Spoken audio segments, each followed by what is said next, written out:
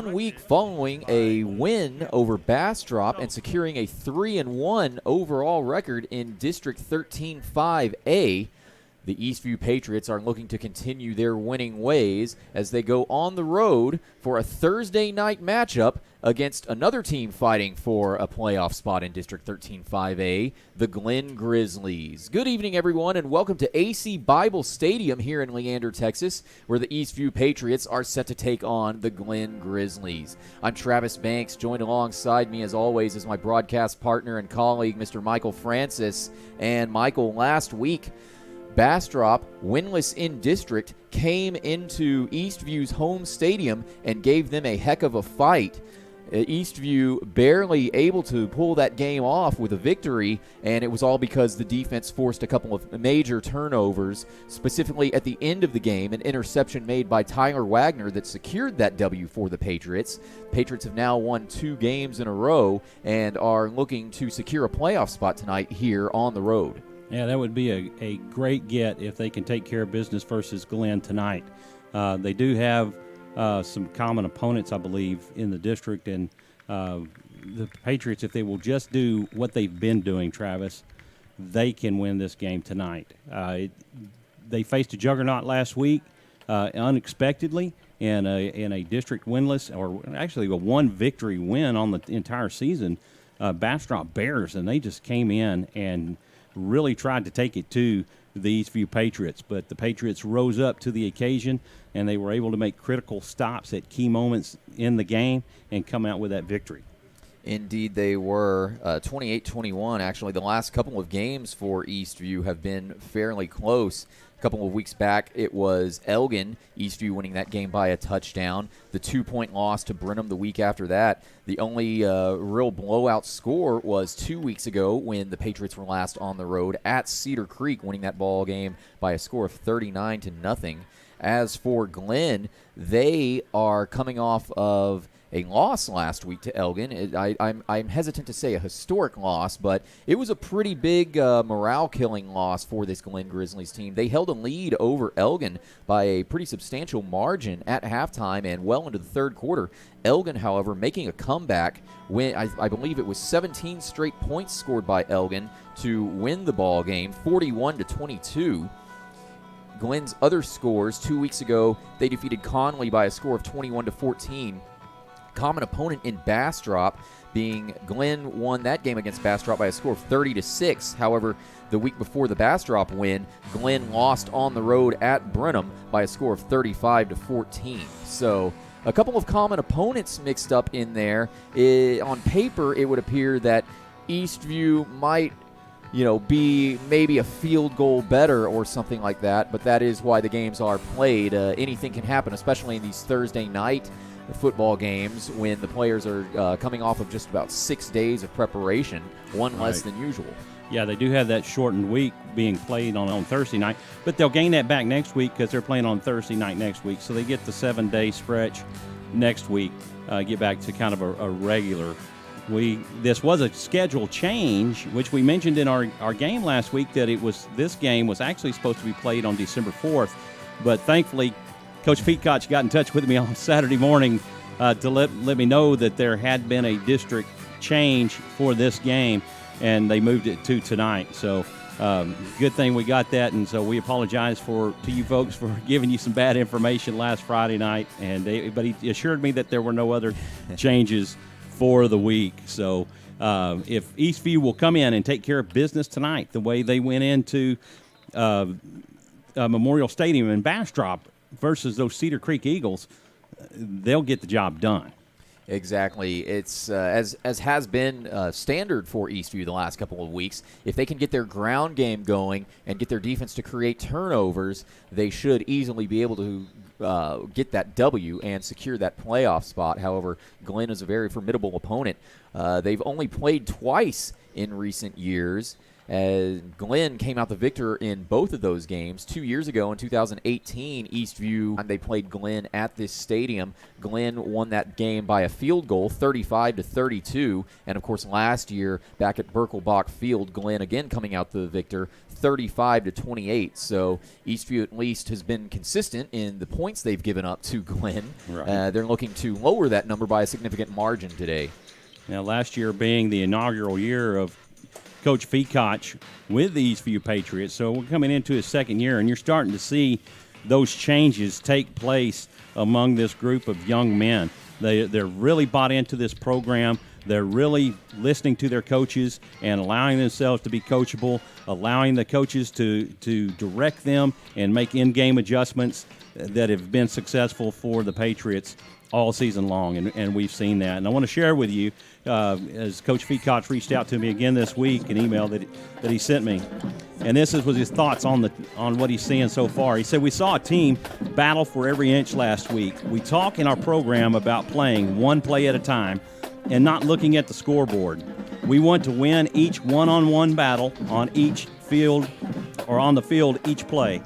We also know this will not happen each play, but if we focus on giving a 1-0 effort each and every down, we give ourselves an opportunity to win the game. If we win enough one-on-one battles, we feel we can win the game." That is exactly what happened last week, and it was a true example of this team's grit.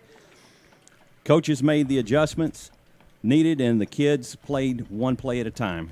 Now we must move on to a tough Glen game and make sure our gritty win against Bastrop means something. Keys to victory for tonight: win the line of scrimmage on both the offense and the defensive side of the ball. Continue to play solid defense and don't give up the big play, which is what caught them off guard last week. They allowed Bastrop to make some big explosive plays. Win the turnover battle, and they won last week 2-0 in turnover battle last week, which gave them 2 more possessions and resulting in 7 more points than Bastrop.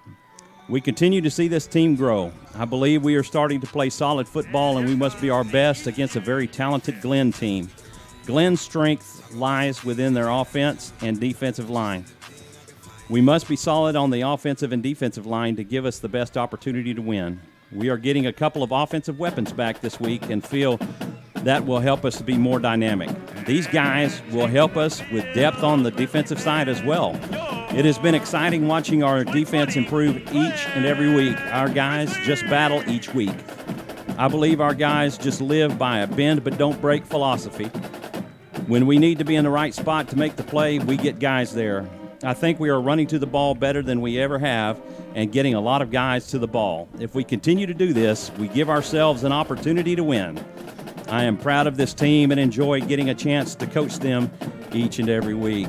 Thank you, Coach Feacoch, for sharing that with us and allowing us to share that with the Eastview Patriot fan. And again, a special shout out to Coach Feacoch and the rest of the Eastview coaching staff for, again, just being very friendly with us and patient with mistakes such as the schedule mishap last week. But we thank them for all of the information that they give us and all of their communication. Just a great coaching staff here at Eastview High School. Before we get set for the coin toss, I want to go over real quick just a short look at the district standings for District 13-5A. Tied for first place right now, Brenham and Rouse with 4-0 District 13-5A records. Eastview in sole possession of third place with a 3-1 record. Tied for fourth place, Glen and Cedar Creek at 2-2. Elgin coming in at 6th place with a 1-3 record. And then 7th and 8th place go to Connolly and Bastrop, both at 0-4. And a big game this week, Rouse on the road to take on Brenham. That game taking place tomorrow night. So we can go over the players of the week from Bastrop's game. The offensive MVP, Isaiah Quentin Jackson. Your defensive MVP, Tyler Wagner. Your offensive line, Israel Ramirez. And your defensive line, Aaron Olegay. Your special teams, also Aaron Olegay. Special teams. Instructors for Texas 20007 are Lieutenant Colonel Jeff Moffitt. The 12th man, I'm sorry, Mac Howard. And now, and Then we had their sub-varsity, which is Sean Patterson and Ethan Wesley from their junior varsity and freshman teams. And we'll be seeing them eventually up here in the varsity squad, Travis. Oh, yeah. And we'll take a brief pause for the national anthem.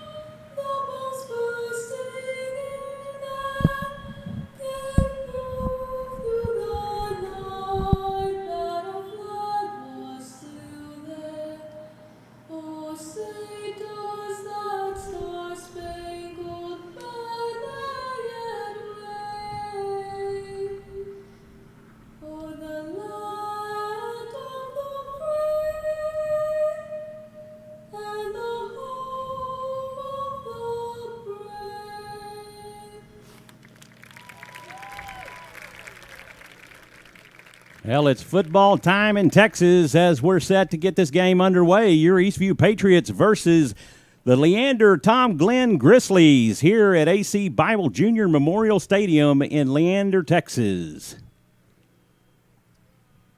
And as you can see, a severely limited crowd here at AC Bible Stadium. Lots of COVID-19 precautions being taken.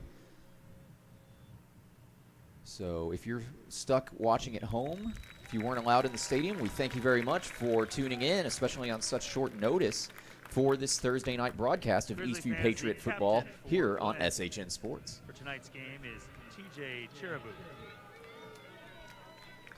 As the team captains get ready to meet in the middle of the from field Austin for Football the opening coin toss, Officials representing Association, a Eastview. chapter of Texas Association of Sports Officials.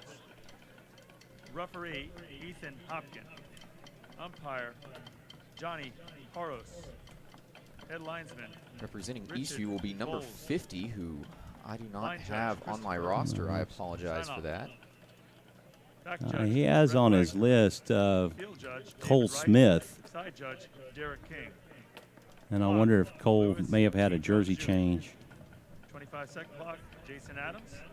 And for the chains, Mitchell Herreras, Michael I do not have the Glenn number 48 team captain on my roster either, so I apologize. I'll try to get those young men's names, get some clarification there in just a moment. So Glenn will be receiving the ball. Football fans are excited to give a huge shout out to our crew running our sponsor supported It is a video scoreboard. whiteout game for Video Eastview, scoreboard as operators you for can tonight's see game on are your Jason screens. Porter, White Nora jerseys and pants with Hanks, black helmets. Riley And Parsons, correct me if I'm and wrong, Reed Michael, I do believe that Shufflefield. those I'm Eastview Duncan helmets, Everett, they're your some of those new official voice for the fancy Glenn types Grizzlies. of football helmets where when the light shines off of them, you Grizzly see a lot Nation. of red, or It's some metallic Thursday red night. at least. Yeah, in the decal, Get there is ready the dark navy for a rumble helmets. in the Grizzly cage. And red stripes, red numbering. Meanwhile, Glenn wearing their home orange jerseys and pants with their navy blue and orange helmets. And almost reminiscent of that Auburn orange and blue. I was thinking more like the Denver Broncos. It's about the same, Yeah, as far as same that, yeah. shades. Yeah. Yeah. Ladies and gentlemen, And we are just about set for It's kickoff time here at Bible Memorial to Stadium. play Emilio Grizzlies Vargas will be kicking the ball off for the football. Patriots. Back to return for the Glenn Grizzlies is Dominic Sullivan, a jack of all trades for this Glenn Grizzlies team. He plays running back, wide receiver, and cornerback. So we can probably expect that the Patriots will not be kicking very deep because they do not want to risk a good return by Mr. Sullivan. Kick is up, and it is good. We are underway here at Bible Stadium. Fair catch going to be called for and made at about the 35-yard line by Glenn. So Glenn getting the ball first to start this ball game off. Defensively for your Patriots tonight on the corners, Michael Sedgwick and Carlos Villarreal. At free safety, Tyler Wagner. Your strong safety, Cade Elkins. And your weak safety, Logan Williams. Your linebackers, Isaiah Quinton Jackson and Thomas Thornburg. Your ends, Justin Nizer and Aaron Olegay. Your tackle, DJ Perez. And your nose tackle, Vance Hurd. Noah Reichold, the quarterback for Glenn, hands the ball off, and it's to the running back. Short gain of about 5 yards there on first down. Will bring up second down and about 5 here for the Glenn Grizzlies. Great running on their opening play of the ball game. Sorry, that was Tony Holland in at quarterback. Noah Reichold, the running back, on the carry there. Second down for Glenn. It's going to be another handoff to Reichold, and Reichold runs into a wall of Patriots defenders.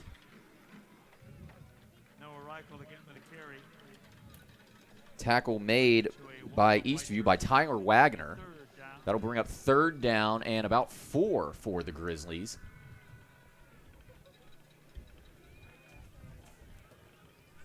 Tony Holland in the gun. Takes the snap, rolls right, looks right, throws, caught at the 45-yard line, and tackled almost immediately after being caught. For the Grizzlies, making that catch was number 44, Chance Taylor, and he picks up a first down for Glenn. Grizzly, first down.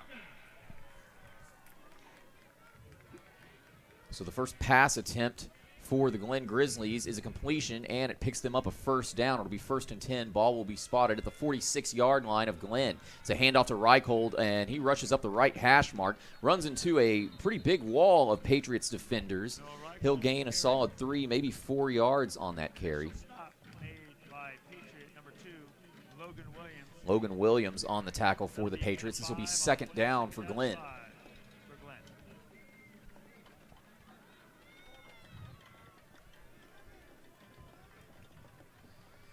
Tony Holland comes out in the gun. He sends a man in motion from left to right, and he's going to fake a handoff. It's going to be a handoff up the middle to Reichold, but Reichold runs into a wall of Patriots defenders. Alessandro Perez getting the initial contact there. He's going to be ruled down by a loss of forward progression. And this will bring up third down for the Glenn Grizzlies. A loss of a couple on that carry by Reichold. And this will be third down and 8. So the Patriots defense, once again, facing a third down, and they're going to try to get off the field this time. Shotgun formation. Tony Holland takes the snap, drops back. He's looking middle. He's going to scramble, keep it himself. Holland runs up the middle, but he's tripped up from behind by Cole Smith.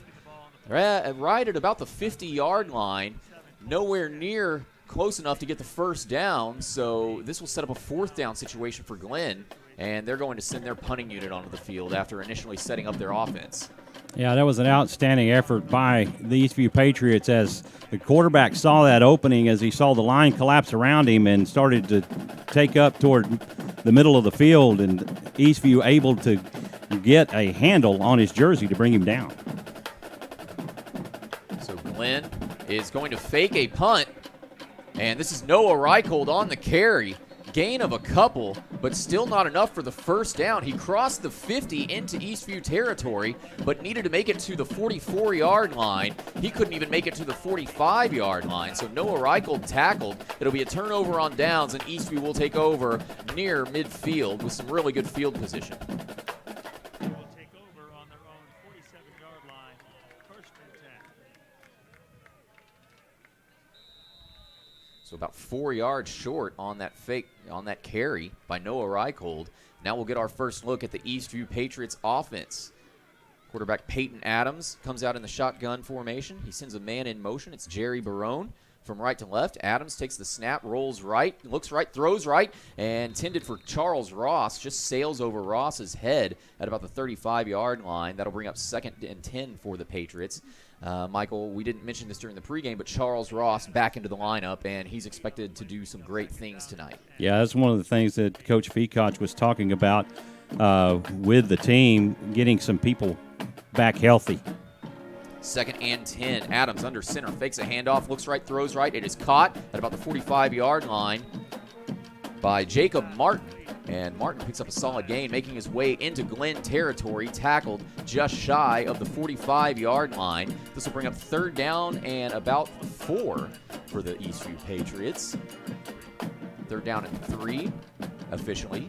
My mistake. And it's going to be a handoff to Amarian Brooks. And Amarian Brooks just runs into a wall of Glenn defenders.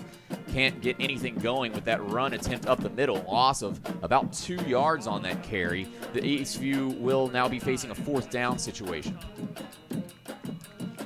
They're going to send Isaiah Quentin Jackson out to punt this ball away. And back to return this punt for the Grizzlies is number 8, Ethan Kraus.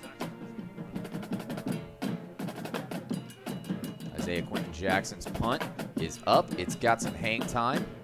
And Kraus calls for and makes the fair catch at about the 15, 16-yard line. So 7:44 to go here in the first quarter. We're scoreless here at AC Bible Junior Memorial Stadium. If Eastview can win this game, they will mathematically secure a spot in the playoffs for District 13 5A.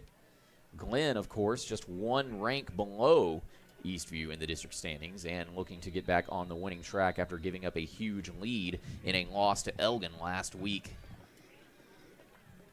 So Tony Holland brings his offense back out onto the field in the shotgun formation, 1 receiver on each side. It's going to be a handoff to the running back Noah Reichold, and Reichold making his way up the middle to about the 20-yard line before being brought down by the Patriots defense.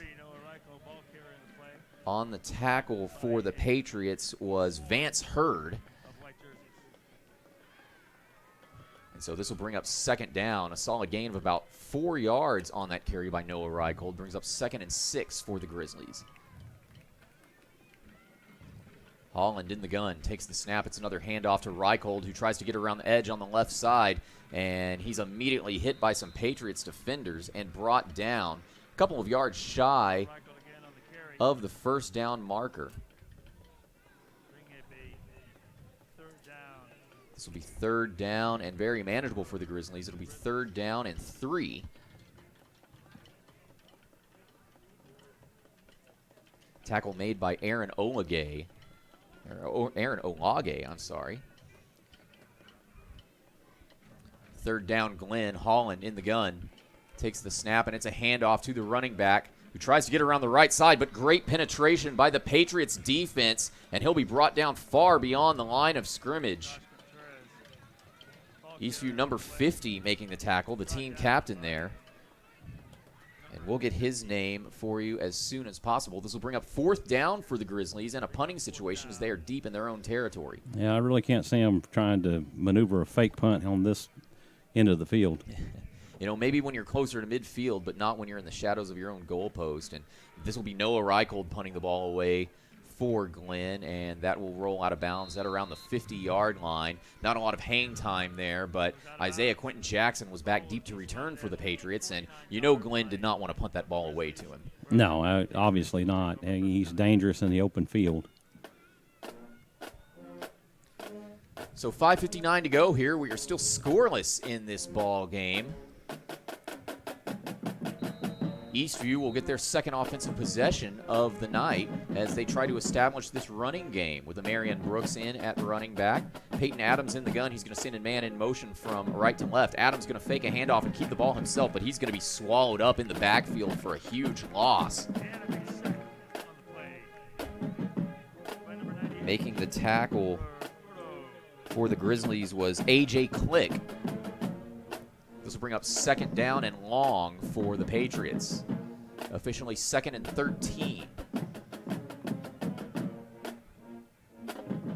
You know, the last couple weeks, Michael, Eastview coming out with not exactly a slow start, but the games have been a little closer than Eastview has wanted, as under pressure, Peyton Adams decides to just throw the ball away. Well, he was looking to hit Isaiah Quentin Jackson on that little bubble screen right there, Travis, but the timing was off, and Isaiah Quentin Jackson didn't turn back to see that he got rid of the ball. This will be 3rd down and 13 for the Patriots. Clock is stopped with 5:21 to go here in the first quarter. We're still scoreless here at AC Bible Junior Memorial Stadium. And now Peyton Adams comes out in the gun. He's got trips to his right. Adams takes the snap, drops back, looks left, throws left. He's got a man caught.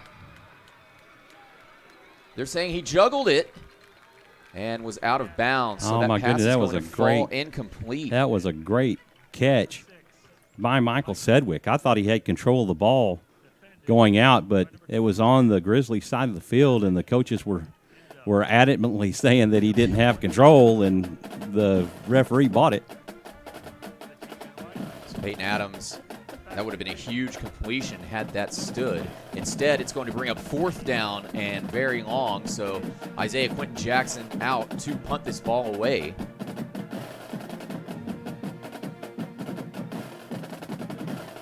Isaiah Quentin Jackson's punt has some great hang time. Glenn is going to just let this ball bounce. It's going to take an Eastview bounce and be down at about the 11-yard line of Glenn. So Glenn will once again be deep in their own territory for their 3rd offensive series of the evening. Clock is stopped temporarily with 5:02 to go here in the first quarter, and we are still scoreless. It just goes to show you got two very strong defensive programs here, Travis. This first quarter, you're seeing the Grizzlies bring a lot of blitz on Peyton Adams and causing him to throw the ball much sooner than he would like to. They've been successful, so the line has got to make that adjustment to pick up the corners as the ends are coming around and able to get the blitz onto Peyton Adams. It's 1st and 10 Glenn. Tony Holland takes the snap and hands off to the back on a sweep, and that sweep is immediately blown up by the Patriots defense. Alessandro Perez getting the initial contact and the tackle there. A huge loss. Well, a loss of 1, but still a big loss for this Glenn Grizzlies team on offense. Great job by Alessandro Perez. 2nd down, 11. Loss of 1. This will bring up 2nd down and 11 for the Grizzlies. Tony Holland in the gun. He's got 2 receivers to his left, 2 to the right. Noah Reichold in at running back. They're trying to get the Patriots defensive line to jump off sides. And a late flag comes out, so somebody jumped. There was no contact, but you did have an offensive lineman jump. So it should be a false start against the Grizzlies. And indeed, that's what they were calling. Yeah, they are moving back. False start. So make that 2nd and 16. And this bumps the line of scrimmage back to the 5-yard line of Glenn.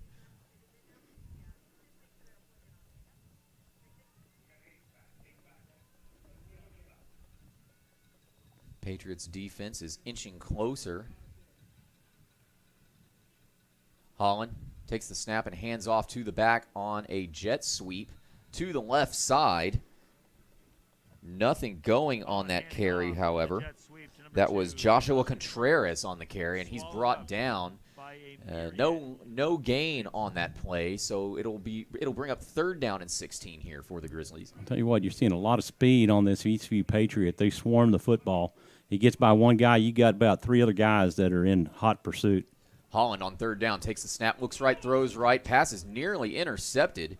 It was intended for Glenn receiver number 44, Chance Taylor. And that pass falls incomplete. It'll bring up 4th down, and being that the line of scrimmage is on their own 5-yard line, we should be seeing Glenn punt this ball away. Jerry Barron and number 24. This will be Noah Reichold punting the ball away for Glenn. Jerry Barone and Isaiah Quentin Jackson back deep to return for the Patriots. He is literally in the shadow of that goalpost, isn't he? Oh, yes, he is. I think the crossbar was shining down on him. Reichold's punt is going to not be taken, but Jerry Barone will call for and make the fair catch at the 35-yard line. So Eastview with some great field position here to start their next offensive series. 3:37 to go here in the first quarter, but Eastview has not been able to get their ground game going like they've wanted. They need to get something going here, Michael, because you can't waste an opportunity to be this deep in your enemy territory, I should say. And not come away with points, right? Exactly. First and 10, Peyton Adams. Play action pass is caught at the 30-yard line. It's Charles Ross on the catch. That's going to be a solid gain of 5, maybe 6 yards. No, I'm sorry. They're going to gain roll of 9. 9. Not quite enough for the first down. So this will be second down and inches. It's going to be a handoff to the back. This is a Marion Brooks on the carry. Marion Brooks barrels his way closer to the 20. He'll pick up the first down for the Patriots. That's the first down for the Patriots of the game so far, Travis. And it couldn't have come at a better time as Eastview goes into their hurry-up mode. Peyton Adams takes the snap from the gun. He looks left, throws left, caught by Jerry Barone at the 15-yard line, and Barone quickly brought down at about the 13. So a solid gain of 7, maybe 8 yards for the Patriots there. This will make it second down and 2. Brought down by number 27 of Glenn, Sky Mendez. And we've got a couple of Patriots players down on the field. I think Sedgwick's just tying his shoe. Well, Jerry Barone is down there. At the same time, he's sitting up, and the training staff is coming to take a look at him. We'll go ahead and keep it right here while they do that. So, the good thing is with Eastview is even though they've had some health issues as far as injuries go throughout the season, they've played with the next man up mentality, and the next guy comes in and works hard to do just as good as the guy before him. So, but Jerry Barone does bring something to the team that you'd hate to see walk off the field. So hopefully he'll be back here shortly. Yeah, he's walking off the field under his own power, which is always good to see. Second down and 3 officially here, according to the scoreboard. Patriots, ball is at the the 11-yard line. That's 2 yards any way you look at it, buddy. Their stat guy doesn't have it right. Either way, second down for the Patriots. Adams in the gun. It's a handoff up the middle towards the left hash mark. On the carry was a Marion Brooks, and he's stuffed before he can get. Well, that's actually going to be a loss of 1 on the carry. This will bring up third down and 3. Ball spotted at the 14-yard line. Adams in the gun. 2 receivers to his right. It's going to be a handoff to a Marion Brooks. Marion Brooks rushes up the middle. He needs to make it to the 11-yard line to get the first down. Did he get it?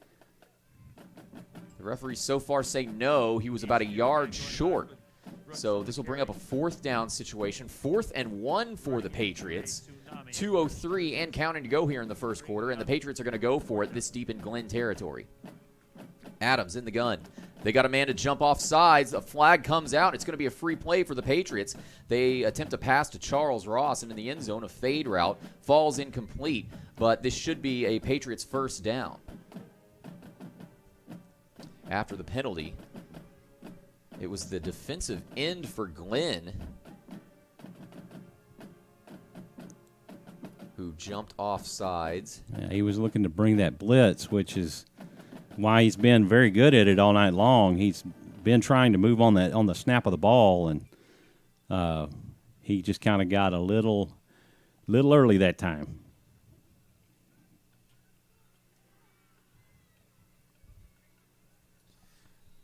So this will be a first and goal from the 7-yard line for the Patriots. After that Glenn penalty, Adams comes out in the gun. He's got trips to his left.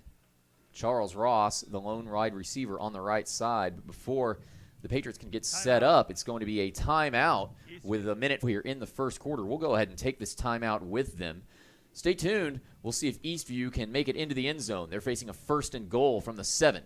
We'll be right back after these messages. You're watching Eastview Patriot Football on SHN Sports.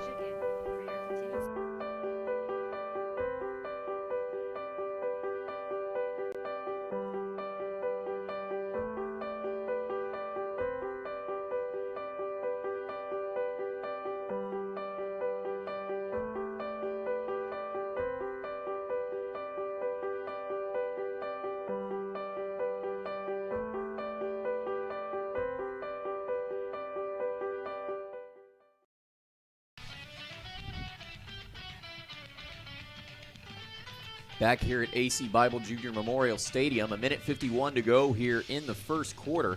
We are scoreless here, but the Eastview Patriots are driving. Right now they have a first and goal from the Glen 7-yard line, and they're looking to break open the scoring here in just a moment. Peyton Adams on first down. In the gun, it's going to be a handoff, a sweep to the right side. This is Tyreek Styles Obasheri. Obasheri fighting his way into the end zone. Did he get it? We'll see. No ruling by the official. And that'll be 6 points and a touchdown for the And Patriots. no signal, but according to the PA announcer, Tyreek Styles Obasheri made it into the end zone. So a 7-yard sweep out to the right side gives Eastview their first touchdown of the ball I never game. did see the officials indicate that a touchdown was scored. So, but they've set it at the hard mark for the PAT. This will be Emilio Vargas out to attempt the PAT for the Patriots.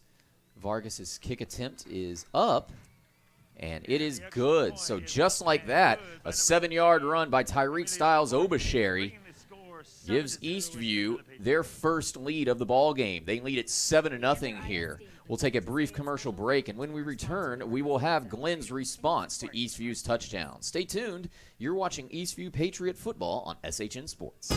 You're ready for the future? And the future is full of possibilities. Because your dream home Is right around the corner. If you're ready for the next step Or 2, or 3, we can help. At our bank, we're ready to help you open doors to your future. our mortgage team is here and ready to begin your next step. Doing the right things for the right reasons. Welcome to our bank. You belong here. Member FDIC Equal Housing Lender.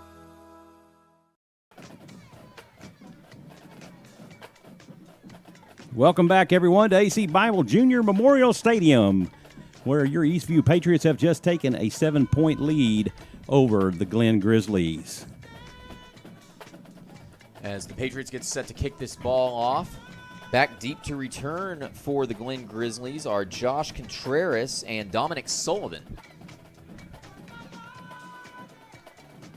Minute 40 to go here in the first quarter, and the Patriots lead at 7-0. It's going to be a short, high kick taken at the 35-yard line. Fair catch called for and made by Glenn. So they'll have some decent field position here.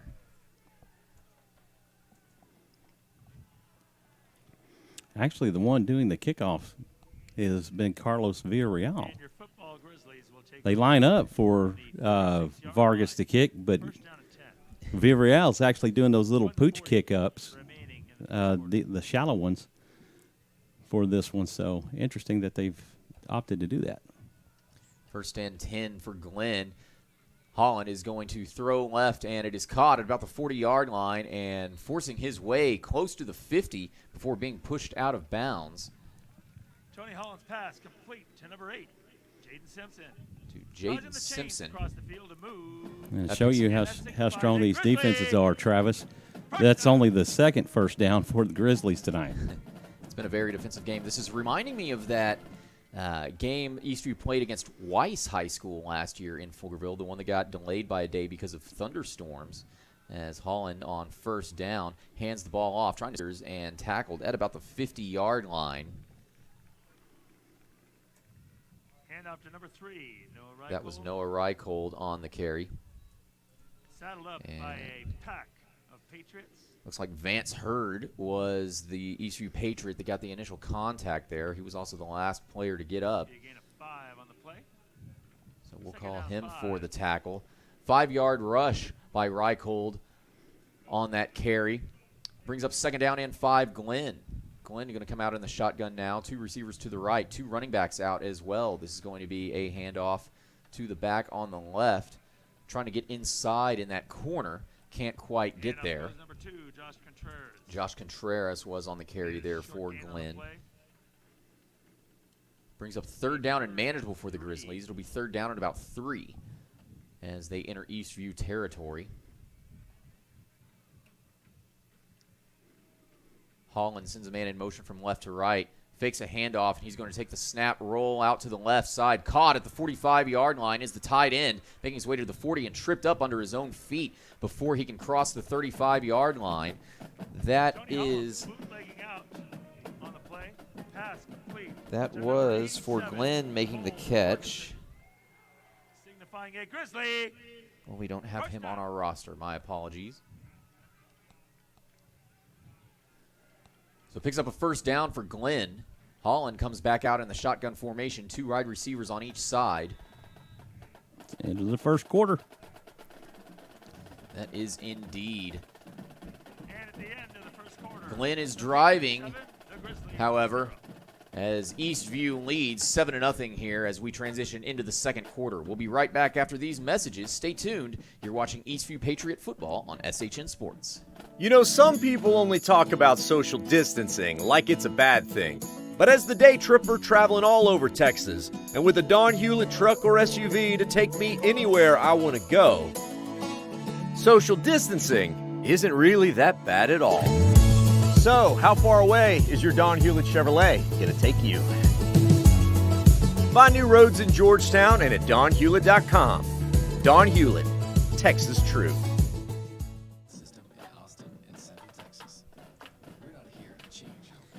Welcome back to AC Bible Junior Memorial Stadium. We're at the start of the second quarter. The Eastview Patriots lead at 7-0 over the Glen Grizzlies. However, the Grizzlies are driving. I'm Travis Banks, joined alongside Michael Francis, as always.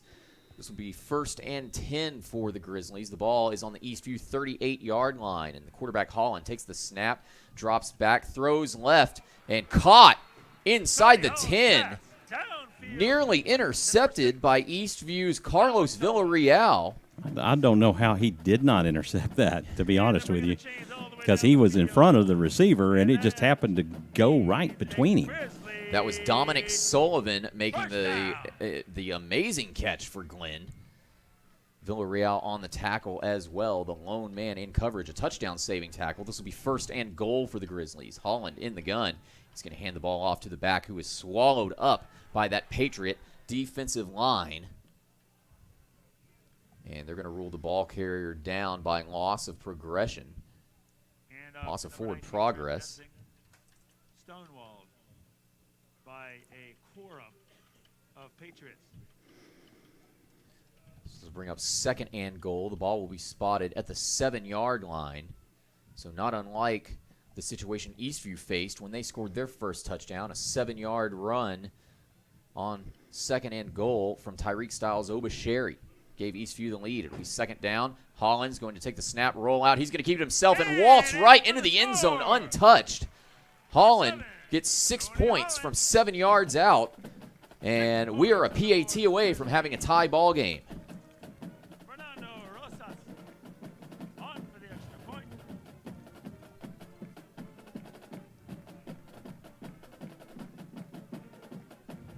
Fernando Rosas coming out to attempt this PAT for the Grizzlies. Rosas' kick is up, and it is good. So just like that, 11:01 left to play here before halftime. Glenn has tied it up at 7 apiece. We'll see how Eastview responds right after this. Stay tuned. We'll have more exciting action here on Eastview Patriot Football on SHN Sports. This broadcast on SHN Sports is brought to you in part by our bank. You belong here. We take the time to listen to you and your financial needs and desires in order to help you create unique solutions that will help you achieve those goals. Ideal Signs. Looking for something extra to get your business noticed? Ideal Signs specializes in custom signage and large digital format printing. Visit signsforsports.com. These broadcasts on SHN Sports are made possible by advertisers like these. If you would like to promote your business while also making an impact in the community, email Carl at shnsports.com for more information about advertising opportunities.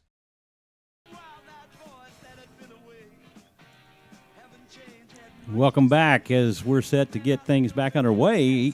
The Glen Grizzlies have just tied this game up at 7 on a keeper by the quarterback who walked in untouched.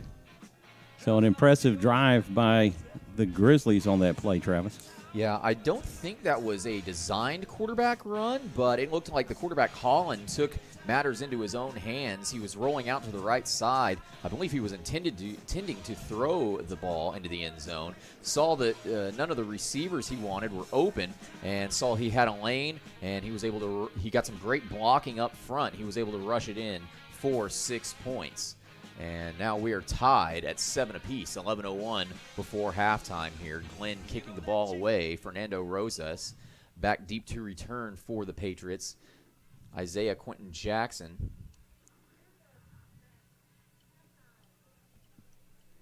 And that kickoff is going to be made. It is touched by a Patriot defender. There's a scramble for the ball. I believe Eastview fell on it, but we'll see what the referees have to say.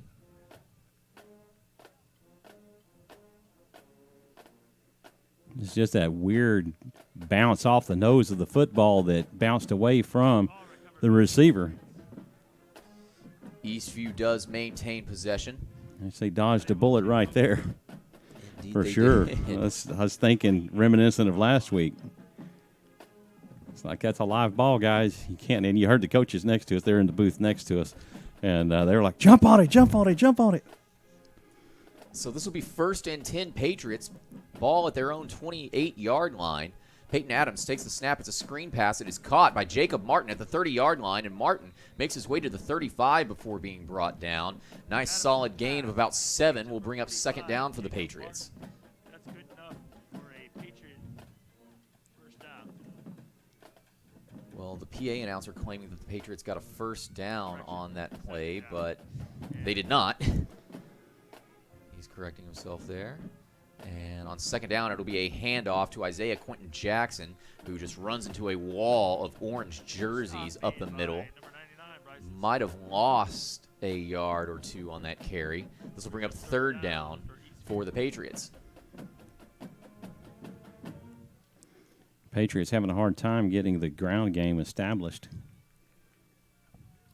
Adams in the gun on 3rd down. He takes the snap, fakes a handoff, throws, caught at the 45-yard line and breaking free. This is Michael Sedgwick to the 30, to the 20, to the 10. Michael Sedgwick all the way into the end zone. A great pass and catch. Michael Sedgwick taking it 64 yards to the house.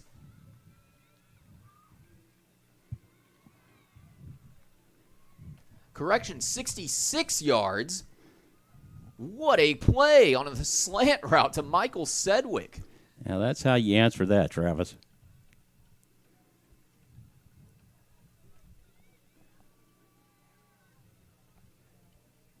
This is Emilio Vargas out to attempt the PAT as Eastview has taken a 6-point lead. They better hurry. They only got 4 seconds left. They do have 2 timeouts, and they're going to get this kickoff. Vargas' kick attempt is up. It's good. So just like that, it only took 1 offensive series, but Eastview has retaken the lead. 9:56 to go here in the 2nd quarter, but the Patriots lead it 14-7. We'll take another brief commercial break. We will have Glenn's response when we return. You're watching Eastview Patriot football on SHN Hey, it's Sports. Chip from Hewlett Volkswagen. It's that time of year for fall, football, and family. And our family has been making it easy on your family for almost 20 years. Like with our new Express online shopping tool, where you can find the perfect Volkswagen fit for your life and budget. This month, save $3,600 on a new 2020 Jetta S. You can drive away in a brand new Volkswagen for under $20,000. We have a lot to choose from. Hewlett Volkswagen, off I-35 in Westinghouse, or see for yourself at hewlettvw.com.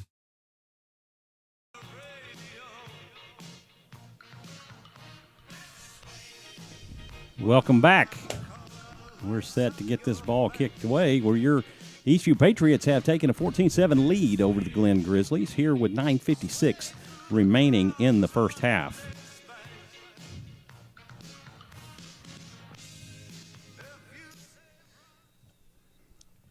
This will be Carlos Villarreal kicking off.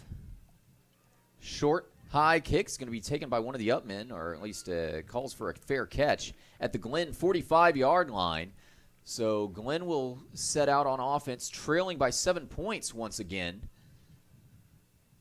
Pretty close to midfield, about 5 yards away from crossing into Eastview territory.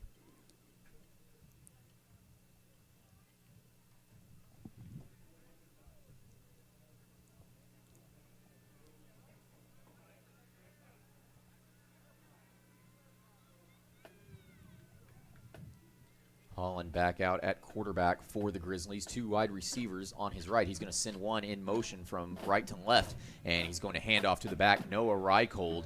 Reichold swallowed up close to the original line of scrimmage. Yeah, Alessandro Perez in on the tackle. Play swallowed up by number 80. Alessandro Perez just doing a great job of getting penetration in this ball game so far tonight. This will bring up 2nd and 12 for the Grizzlies. They'll come out in the shotgun formation, 2 wide receivers on each side. Noah Reichold in at running back. The quarterback Holland is going to pause, calling a bit of an audible as he looks to his sidelines for instructions. 10 seconds to go on the play clock. And the snap is a little low, but Holland takes it, keeps it himself, fakes a handoff, and Holland able to get past the original line of scrimmage and gain a couple of forward yards. Tyler Wagner on the tackle, shoving Holland out of bounds. This will bring up 3rd down and about 7 for the Grizzlies.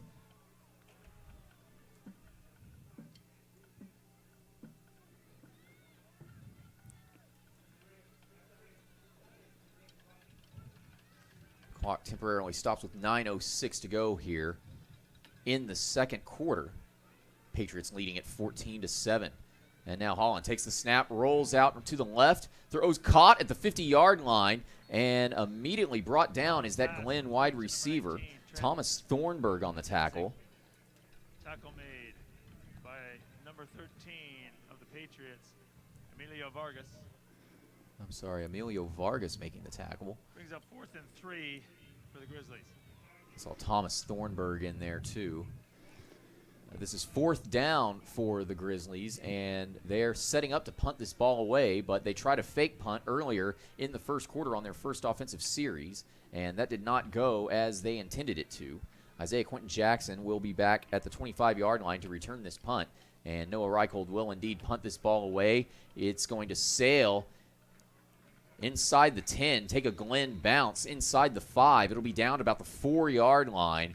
So Eastview's offense will come back out after the defense gets a great stop.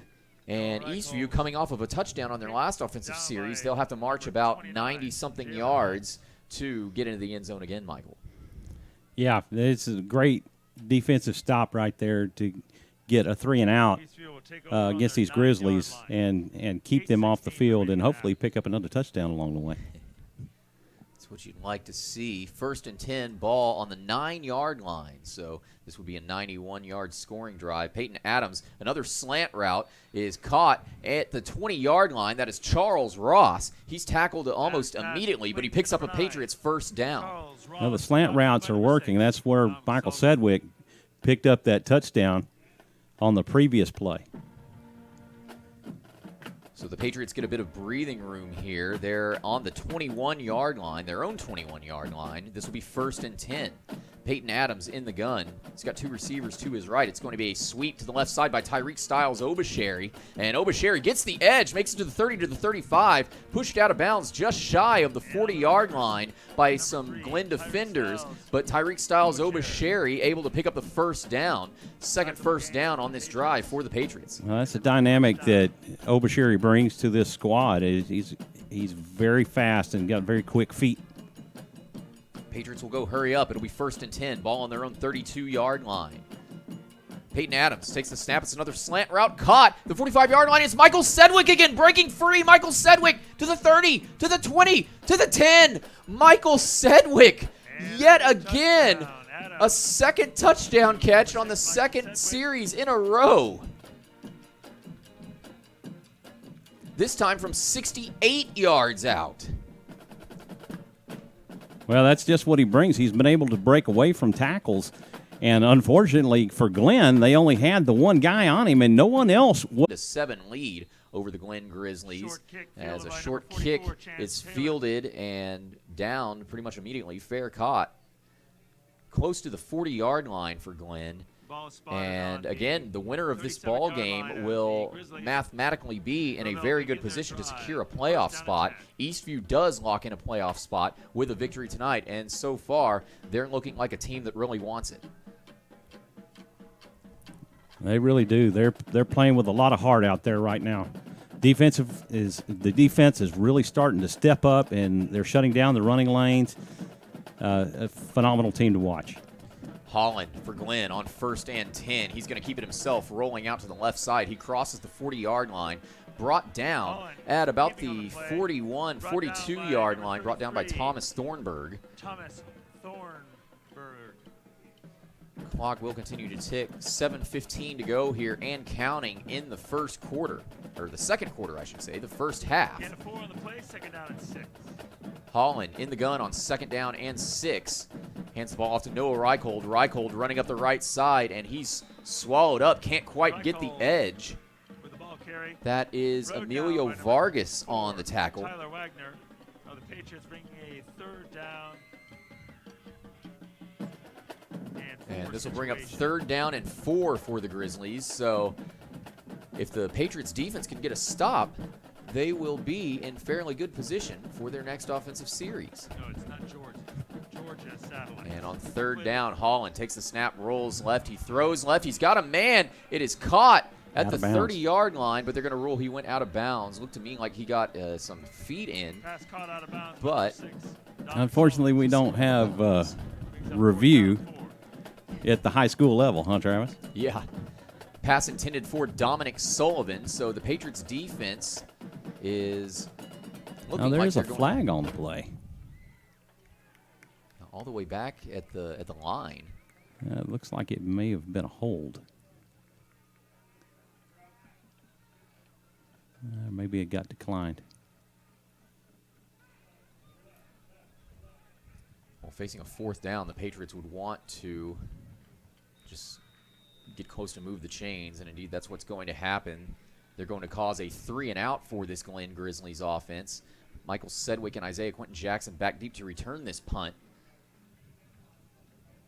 And Eastview's going to let this punt bounce. It's going to take an Eastview bounce by about a yard, and it will be downed by Glenn at the 21-yard line of Eastview. So leading 21-7 with 6:21 to go here in the first half. The Patriots look to continue to drive, and they've had a lot of success the last couple of offensive series, Michael, with that slant route. They really have. They're working that middle and causing some chaos there among the defensive backfield.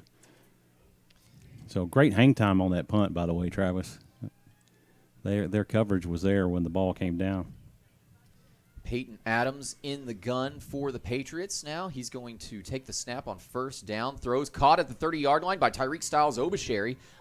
Styles Obashere is making his way to the 40-yard line. Some great yards after the catch. Picks up a 1st down for the Patriots and a whole lot more. This will move the chains. Ball will be downed at the 40-yard line, and the Patriots will go hurry up. It'll be 1st and 10.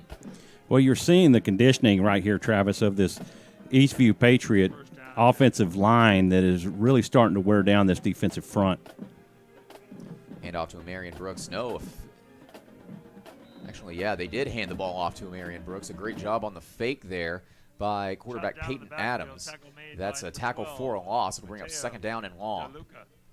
Yeah, and I was talking about them wearing down that defensive front, and they make that kind of stop, right? Exactly.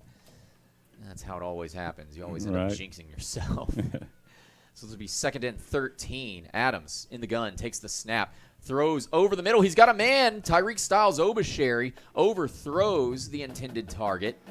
But Tyreek Styles Obashere was being double covered. He broke free, got behind both defenders, and had he not been held back by those defenders, or at least run off of his route, he would have been gone for a touchdown. Yeah, he would have, because that pass was designed to catch him in stride, and unfortunately, it looks like he may have, there was some sort of hold up right there that kind of slowed him down just a bit. Like the free safety got involved in the route and forced Styles Obashere to make an adjustment. And this one's going to be caught at the 30-yard line. That's Charles Ross with another great catch. That was a heads-up play by Charles Ross as he came back to the ball. But the thing was, there was no flag thrown for pass interference where you saw the defender actually grab Ross by the arm to hold him back. It'll be 1st down Patriots, 1st and 10. And this is a handoff to Marion Brooks, who nearly finds a lane, but is tripped up from behind, brought down after a solid 5, maybe 6-yard gain. This will bring up second down. Gain on the play.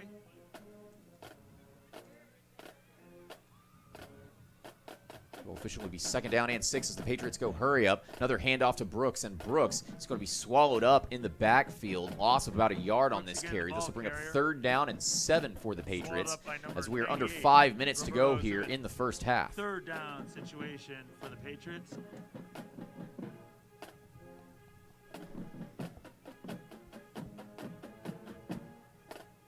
Third down.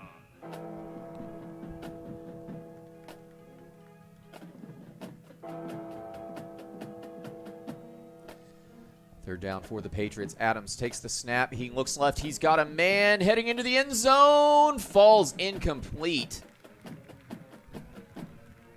That pass by Adams was intended for Michael Sedgwick. And had Michael Sedgwick been able to haul that in, that would have been his third touchdown of the evening. Instead, the Patriots are facing a fourth down situation about midway through Glenn territory, and they're going to go for it. Fourth down, Patriots. It's fourth down and 8. Adams in the gun. He's got 2 receivers to his right. Isaiah Quentin Jackson is in at running back. Jacob Martin in at tight end on the right side. 8 seconds to go on the play clock. The Patriots are taking their time. And Patriots coaching staff, Coach Feacock on the sideline, is going to call a timeout just as the play clock expires. So the clock will stop with 4:19 to go in the first half. Patriots facing a fourth down situation, leading 21-7. We'll go ahead and keep it right here. And Michael, the Patriots can convert here. They should be on solid ground to get into the end zone. They should be, yes, absolutely, and gain solid control of this game. But you don't want to let up. You know, it's what we've talked about in previous games. You know, you got to keep your foot down, you know, to keep them from gaining any momentum that might allow them to climb back into this. Just a reminder, if you're just tuning in, these two teams are neck and neck in the district standings. Eastview has sole possession of third place. Glenn currently in fourth place with a 2-2 district record. Eastview with a 3-1 district record. Of course, Glenn is tied with Cedar Creek at 2-2, so Glenn needs this victory just as much as Eastview does. Eastview secures a playoff spot with a victory. On fourth down, Adams takes the snap, looks left, throws. And they're ruling that the pass was caught out of bounds. So that will lead to a turnover on downs for the Patriots. Glenn will take over at the 30-yard line. So the Patriots can't convert on fourth down. However, they still lead by 2 touchdowns, 21-7. 4:12 to go here before halftime. Glenn has a lot of time to work with to try to cut this deficit in half. So talking about district contests and standings, tomorrow night you face the 2 leading teams in the district. Rouse and Brenham will square off tomorrow night in Brenham. This is 1st and 10 Grizzlies. It's a handoff to the back who sweeps out to the left side. Can't quite get any traction. Vance Hurd on the tackle for the Patriots. This will bring up second down. Ball carrier number 2, Josh Contreras. It'll be for no gain on the play. Officially no gain, so this will be second down and 10 Grizzlies.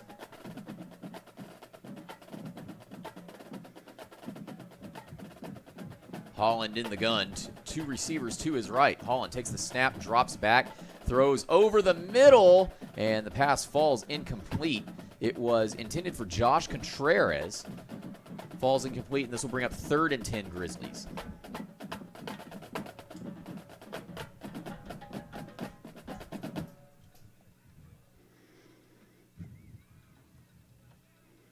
Well, I'll tell you what, I do miss both bands being in the stadium. It's nice that we actually have bands in the stadium. Our first couple of games we didn't have, and it's good to see band here in the stadium and have that kind of atmosphere back. On third down, Holland finds a wide open receiver on the right who's walking down the sidelines into the end zone for the touchdown. Jaden Simpson. For a Grizzly touchdown. That went for 70 yards, and just like that, Glenn only needed a minute to cut their deficit in half.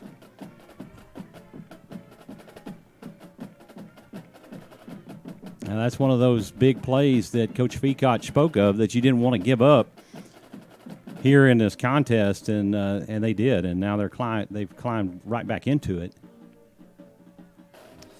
Some sort of defensive miscue there by the Patriots because that receiver, Simpson, was wide open, easily able to haul in the catch and get a ton of yards after the carry. So just like that, 3:18 to go here before halftime. The Patriots' lead has been cut to 21-14.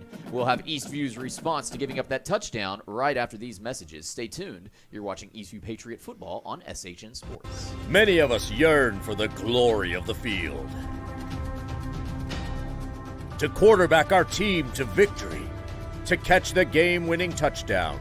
But sadly, playing football is hard. What's not hard is getting a great deal on a Chevrolet from Don Hewlett. It's okay, fella. Everyone's a winner at Don Hewlett, but you still stink at football. Find new roads in Georgetown and at donhewlett.com. Don Hewlett, Texas True. Welcome back to AC Bible Junior Memorial Stadium here in Leander, where the Glen Grizzlies have just added to their score and cut the lead of your Eastview Patriots to 7. 21-14 with 3:18 remaining in the first half. And Travis Banks to take us the rest of the way. Thank you very much, Michael. Love your introductions this season, by the way. We will be back here in this very stadium exactly 1 week from tonight as the Eastview Patriots will have their final road game of the season, taking on the Rouse Raiders in another huge district matchup. Because, again, right now, Rouse is tied for first place with Brenham in the district standings. As you mentioned earlier, Michael, Rouse plays Brenham tomorrow night in Brenham. So that should be a good game, especially if Eastview can secure the playoff spot with a victory tonight. Glenn will kick this ball away. It'll be a high kick. Fair catch called for and made at about the 42-yard line. Well, the thing is, with these short catches, it sets the opposing team up with some pretty good field position, Travis. I guess that's another thing. This game has been largely defensive for the most part. A couple of big plays have been made, but not a lot of short plays, not a lot of short, 2-3 yard runs. So I think that's what the defenses are both banking on. Bend but don't break. As we 1st and 10 Patriots. Peyton Adams all alone in the gun. Adams takes the snap, throws over the middle, intended for Jacob Martin. The pass falls incomplete, and a very late flag comes out. Jacob Martin is clapping. I think this is going to be pass interference. It is going to be pass interference, and Glenn has gotten away with several pass interference plays tonight, and this one was right up the middle, and he got caught with his hands all over. So if the defensive pass interference stand calls, or if the defensive pass interference stands, I should say, Patriots will get an automatic first down, and indeed they do. And not only that, they cross over into Glen territory. So this will be 1st and 10 Patriots. Ball will be spotted at the 46-yard line. Adams takes the snap, rolls out right, caught by Tyreek Styles-Obasherry at about the 40-yard line. Styles-Obasherry makes his way to the 35-yard line before being pushed out of bounds. Picks up another first down for the Patriots. Tried to catch Obasherry out in the flat, and he does have that breakaway speed, Travis, that if he can get by a defender, he could be on his way. 1st and 10 Patriots. Adams in the gun, takes the snap, drops back, throws right. He's got Charles Ross wide open. Charles Ross makes the catch at the 5 and walks untouched into the end zone. No flags on the play. Eastview takes 18 seconds to score and extend their lead to 14 again. Well, that's what this team can do. They've not been very successful on the run tonight, but Glenn is leaving those passing lanes open, and the wide receivers for the Patriots are getting behind the corners and taking it into the end zone. Emilio Vargas out to attempt the PAT for the Patriots. Kick is up, and it is good. So Charles Ross, a 46-yard touchdown catch. Again, most of those yards coming after making the catch. Eastview extends their lead to 28-14. We've got 3 minutes remaining before halftime. Stay tuned. You're watching Eastview Patriot football on SHN Sports. We'll be right back after this.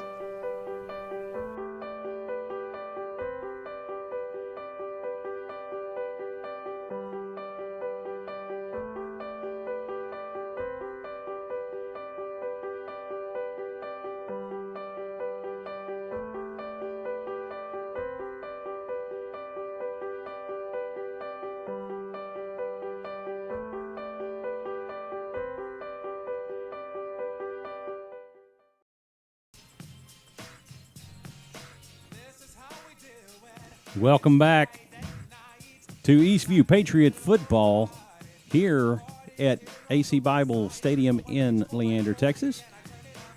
Your Eastview Patriots have extended their lead back to 14. They now lead 28-14 with 3 minutes remaining in the half. On another deep pass by Peyton Adams to Charles Ross. 3 touchdown passes by Peyton Adams so far this evening. 2 of those to Michael Sedgwick, and the last one to Charles Ross, as there's actually going to be something to this kickoff return for Glenn. They're able to get the ball to about the 40-yard line. Josh Contreras on the return, and he'll get the Glenn Grizzlies offense set up pretty close to midfield.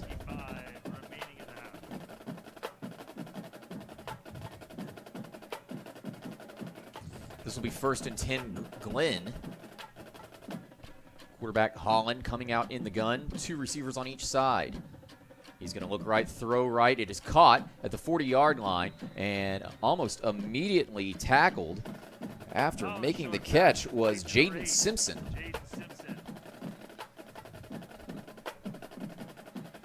Tackle made by number 11. Carlos Villarreal on the tackle for the Patriots. Gain of 1 brings up 2nd down and 9 Glenn. 2:30 and counting to go here in the first half. Holland takes the snap, rolls left. He throws. It is caught at the 45-yard line and brought down immediately by Tyler Wagoner. Making the catch for Glenn was the tight end, Chance Taylor. Solid gain of about 4 yards brings up 3rd down and 6. 2 minutes to go here before halftime. Holland on 3rd down takes the snap, and he's under pressure, and he's brought down well behind the line of scrimmage, I should say. It looks like Alessandro Perez got involved on that tackle very early on, sacking Holland.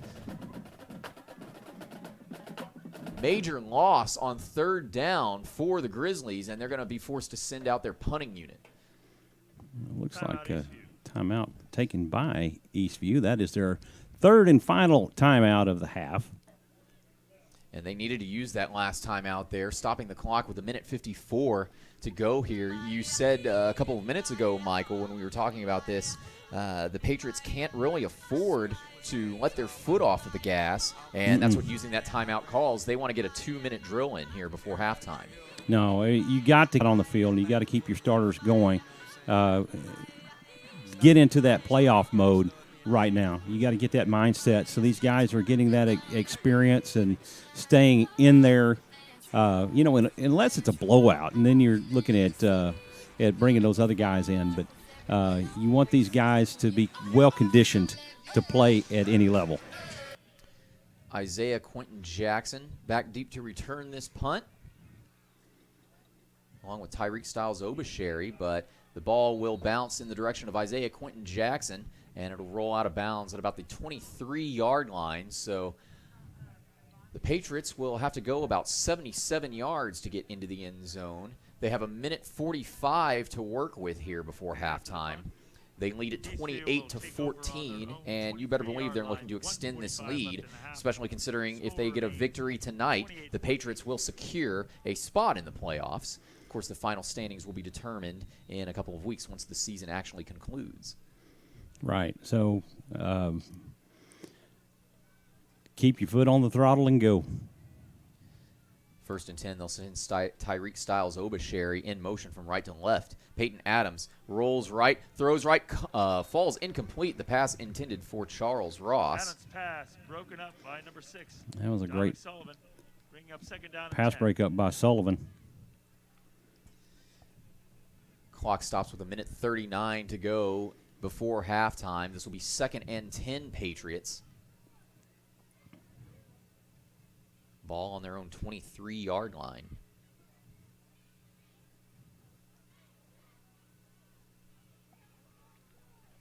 Adams in the gun. He's got 2 receivers to his left.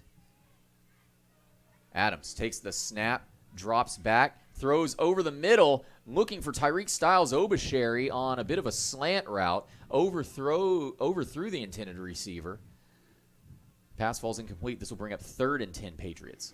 Again, that's another one, Travis, where I feel like the defender actually had his hand on Obasheri's arm, slowing him down, and got away with another pass interference call. This Patriots offense has done a tremendous job of countering the intense pressure that the Glenn defense has been putting on them. It's on 3rd and 10. Adams looks left. Yep, there it is. There's a flag. Yeah, the pass falls incomplete, intended for Michael Sedgwick. And looks like we are going to get defensive pass interference.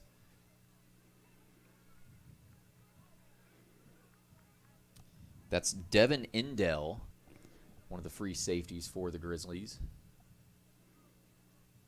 And this should be an automatic 1st down if it is indeed defensive pass interference on Glenn.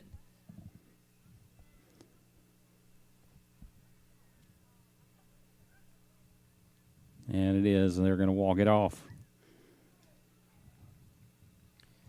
So the Patriots on 3rd down, saved by a defensive penalty, gets them an automatic 1st down. And they have 90 seconds to work with. Sorry, I guess Michael. the referee's mic's not working tonight. Either way, it'll be 1st and 10. Ball will be spotted at the 33-yard line. And now Adams on a screen pass. It is caught by Isaiah Quentin Jackson. Quentin Jackson has some room. He picks up a 1st down and goes into Glenn territory at the 50 to the 45. Shoved out of bounds by a Glenn defender after crossing the 45-yard line. A huge pickup by Isaiah Quentin Jackson and a great call on the screen pass. Well, that's a great way to break that blitz that the Grizzlies have been sending all night long, is to hit those little dunk and dink little screen passes.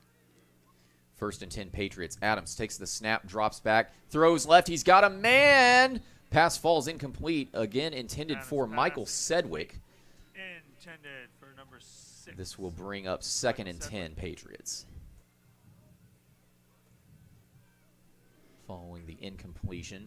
And boy, if Michael Sedgwick, he's already got 2 touchdowns on the night. One coming from 66 yards out, one coming from 68 yards out, a majority of those yards coming after making the catch. Right. So, and those 2 long ones were on slant routes. This will be 2nd and 10 Patriots. Adams takes the snap and rolls right, throws right. It's caught by Jacob Martin at the 40. Martin able to make his way to the 35-yard line, shoved out of bounds by Dominic Sullivan. Solid gain by Jacob Martin on that catch. This will bring up 3rd down and manageable.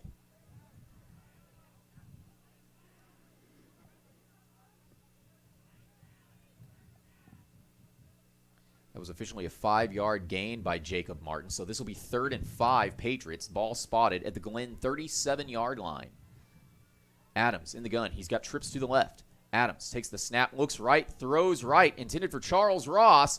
Overthrows Charles Ross yet again. Ross being covered by Dominic Sullivan. I think Ross was looking around for the referee to throw a flag. Yeah, that's one of those that I'm talking about. They're playing very close, and he gets away with a bump that throws Ross off his stride and keeps him from getting to the ball on a very catchable pass.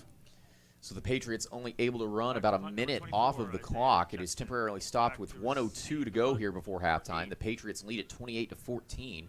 They will not be able to extend their lead before halftime, at least on this offensive series. Isaiah Quentin Jackson back to punt this ball away.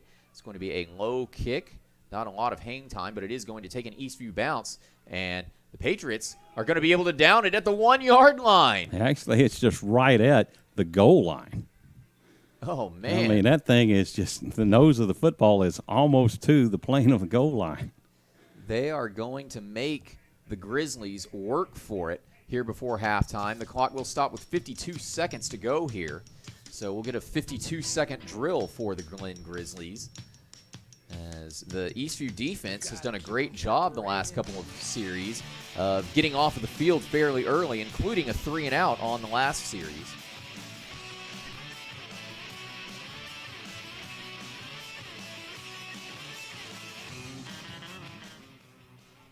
This will be 1st and 10 Glen from their own 1-yard line. Under center, Holland hands the ball off to Noah Reichold, and Reichold able to rush up the middle to get the Grizzlies some breathing room. We'll see if they'll give him the first down, but it was a solid gain of at least 9 yards. Josh Contreras. They're going to rule an 8-yard gain, so this will be 2nd and 2. Same formation, ace formation. It's another handoff to Reichold. Reichold running up the middle. Tackled by number 50 of the Patriots. He's tackled by number 50, who, again, we do not have on our roster, and I apologize for that. For a Grizzly. But Noah Reichold will pick up the first down. And I believe Glen took a timeout. Indeed, they did. Their first timeout of the half. 18 seconds to go here in the ball game before halftime, I should say. We'll keep it right here during this timeout. But if you're just tuning in, the Patriots have scored 3 touchdowns through the air during this second quarter.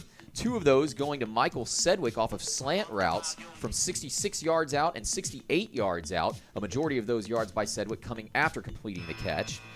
And then the last touchdown, scored about 3 minutes ago in game time, was to Charles Ross, a 46-yard catch and grab by Charles Ross. So Peyton Adams with 3 touchdowns on the night. And, of course, the 4th touchdown coming in the first quarter when Tyreek Styles Obasheri scored from 7 yards out on a jet sweep. And then, of course, Glen scoring twice, which gives us our 28-14 score here. That Glen is looking to cut their deficit in half before halftime here. They've got 22 seconds to work with, and they've got a first down as well. Coming off of the timeout. 1st and 10 Grizzlies. Holland takes the snap, drops back, looks around, has no one to throw to, and Ball's he's going on to the be ground. brought down. Ball is loose. Patriots have a shot, and the Patriots recover the fumble. Recovered by Eastview.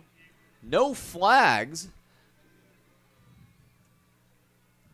Eastview, that defense, we've talked so much in the pregame about how the defense needs to create turnovers. The first turnover of the ball game comes with 14 seconds to go before halftime, deep in Glen territory. Maybe Eastview can extend this lead after all. Well, that's what you look for them to do. You got 14 seconds left, but it'd be nice to get another 7 on the board. Coming back into the second half, the Patriots will be receiving the ball. Oh, so this would be huge if they can score and extend the lead before halftime. On 1st and 10, Adams throws into the end zone. Pass falls incomplete, intended for Tyreek Styles Obasheri, who was being double covered. That pass nearly intercepted. Sky Mendez was the defender who broke up that pass for the Grizzlies. It'll be 2nd and 10. Ball on the Glen 13-yard line. There's 6 seconds for the Patriots to work with before halftime.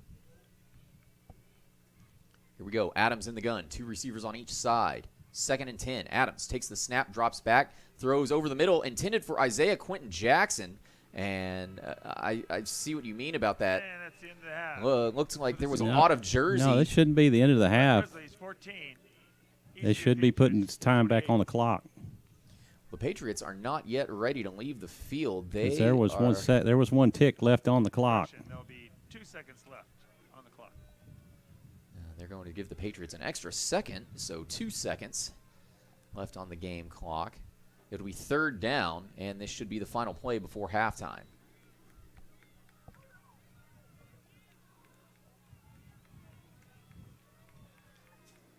Adams in the gun. 2 receivers on each side. He's going to send a man in motion from left to right. That's Tyler Wagner. Adams takes the snap, looks left, throws left into the end zone. Pass falls incomplete. It is juggled and falls incomplete, intended for Michael Sedgwick. And pass falls incomplete, and that will officially be the end of the first half. Patriots will take a 14-point lead into the locker room. They lead at 28-14 over the Glen Grizzlies, and Eastview is one half of football away from securing a spot in the 2020 Texas High School football playoffs. We'll be right back after these commercial messages, and we'll have a brief analysis of the first half, along with any of the halftime festivities taking place here with the Glen Grizzly Band. Stay tuned. We'll have a more exciting football action here after this. You're watching Eastview Patriot Football on SHN Sports. This broadcast on SHN Sports is brought to you in part by Our Bank. You belong here. We take the time to listen to you and your financial needs and desires in order to help you create unique solutions that will help you achieve those goals. Ideal Signs. Looking for something extra to get your business noticed? Ideal Signs specializes in custom signage and large digital format printing. Visit signsforsports.com. These broadcasts on SHN Sports are made possible by advertisers like these. If you would like to promote your business while also making an impact in the community, email Carl at shnsports.com for more information about advertising opportunities. You're ready for the future? And the future is full of possibilities. Because your dream home Is right around the corner. If you're ready for the next step Or 2, or 3, we can help. At our bank, we're ready to help you open doors to your future. our mortgage team is here and ready to begin your next step. Doing the right things for the right reasons. Welcome to our bank. You belong here. Member FDIC Equal Housing Lender. Hey, it's Chip from Hewlett Volkswagen. It's that time of year for fall, football, and family. And our family has been making it easy on your family for almost 20 years, like with our new Express online shopping tool, where you can find the perfect Volkswagen fit for your life and budget. This month, save $3,600 on a new 2020 Jetta S. You can drive away in a brand new Volkswagen for under $20,000. We have a lot to choose from. Hewlett Volkswagen, off I-35 in Westinghouse, or see for yourself at hewlettvw.com. Many of us yearn for the glory of the field. To quarterback our team to victory. To catch the game-winning touchdown. But sadly, playing football is hard. What's not hard is getting a great deal on a Chevrolet from Don Hewlett. It's okay, fella. Everyone's a winner at Don Hewlett, but you still stink at football. Find new roads in Georgetown and at donhewlett.com. Don Hewlett, Texas True. Welcome back to AC Bible Junior Memorial Stadium here in Leander. It's halftime, and your Eastview Patriots lead the Glen Grizzlies 28-14. Travis, what an exciting first half of football. You saw some passes off the arm of Peyton Adams and some footwork from Charles Ross, from Michael Sedgwick, from Tyreek Styles Obashiri, and Isaiah Jackson.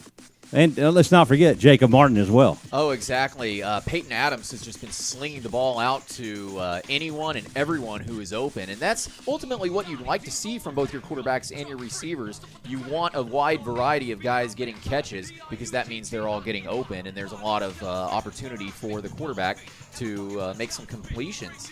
Bit of a slow start for both teams, actually, as it took about 11 minutes into the first quarter for the first score to be made. That was coming off of a 7-yard sweep, the only rushing touchdown of the night for the Patriots so far. Tyreek Styles Obashiri from 7 yards out gave Eastview a 7-0 lead. Glen followed that up immediately on their next drive with a rushing touchdown of their own. Quarterback Tony Holland rushing it in from 7 yards out. That tied the ball game at 7-7. It's been all Eastview since then. 2 touchdowns in a row made by Michael Sedgwick, one from 66 yards out, the other from 68 yards out, with the majority of those yards coming after Sedgwick completed the catch. Those are all on slant routes. Eastview taking advantage of some defensive mismatches and a wide open middle of the field and some immense defensive pressure as well. All kind of came together for the Patriots. They led it 21-7. Glenn was able to get on the board yet again with 3:18 to go before halftime. A 70-yard touchdown catch by Jalen Simpson. Just some blown defensive coverage by Eastview there. It was 21-14, and then 18 seconds later, the next offensive drive, Charles Ross from 46 yards out on a fade route. Again, a majority of those yards coming after Ross made the catch, gives us our 28-14 halftime score. And we also need to mention, with 14 seconds to go, Glenn was trying to get something going, score before halftime. Eastview recovered a fumble deep in Glenn territory and had a shot to get it into the end zone before halftime. They couldn't quite do that. And so now Coach Fekoch has quite a bit to talk with his team about in the locker room at halftime. However, not a lot of negative things to say, all of it all positive. Well, from our perspective, that's what we see. You know, we don't see it from the coach's perspective because they see so much that they've taught these guys that, you know, they may or may not be doing. And so they'll go in there into halftime. They'll talk about those. They'll make those corrections and come back out, as we've seen time and time again, making those critical adjustments at halftime to help them to be successful in this season. Indeed. And again, we talk about all the time, and like the last couple of weeks too, Coach Fekoch has told us the number one priority for the offense has been to establish the running game early. Right. Establish the running game early. Eastview has tried to do that. This was pretty much a defensive slugfest to start out the first quarter, but Eastview just finding so much success through the air. A couple of screen passes have picked up huge yardage for first downs, and of course the 2 touchdowns to Michael Sedgwick and the long touchdown to Charles Ross. Eastview's been getting it done through the air tonight. Right. And the fact that that's able to happen, you've got to give a shout out to the offensive line for the great blocking, giving Peyton Adams enough time to make those throws. Right. Well, the thing that you see so much is and you want to see from your teams is when you have something that works, keep doing it until they force you to do something different. And too many times you'll see coaches that have success in one part of the game and then all of a sudden abandon it for no reason, not because they were forcing you to do something different. You just wanted to give a different look, and you never went back to what was successful. And Coach Fekoch has been doing that. He's not abandoned the pass for the sake of the run. He has done what is working, and he's consistently called those plays. He's had success on the fades. He's had success with the slants, and he keeps going back to that, even when the run hasn't been working for him. So the Grizzlies aren't doing anything to make him change. So if they do that, then you're going to see more of the ground game come back into play here. But they've not been successful at doing that, and Coach Fekoch and his staff are doing the right thing, and they're just picking at that sore. You know, that's where they've struggled in the defensive backfield, covering these Eastview receivers and not having success. So why stop? And that's what they're doing. Indeed. And, of course, Glenn playing a fairly good game of football as well, if there are any Glenn fans tuning into this broadcast. The 2 Glenn scores, we mentioned quarterback Tony Holland running from 7 yards out. He's had a couple of times where he's taken the ball and scrambled away and picked up a decent amount of yardage. Great defensive coverage down the field, covering up all the Glenn receivers, but they've yet to really put a spy on Holland. They really haven't needed to because he isn't scrambling all that much, but it is something that the Patriots defense could probably work on over halftime, at least the coaches could talk about. And their last touchdown, again, just some blown defensive coverage by Eastview. Jalen Simpson able to haul it in wide open down the sideline from 70 yards out. Well, it hasn't been from a lack of Patriot defense. They've had a couple of big plays that happened. One got them deep down the field, and the other pass went for a touchdown. Other than that, Eastview has done a great job at containing their offense.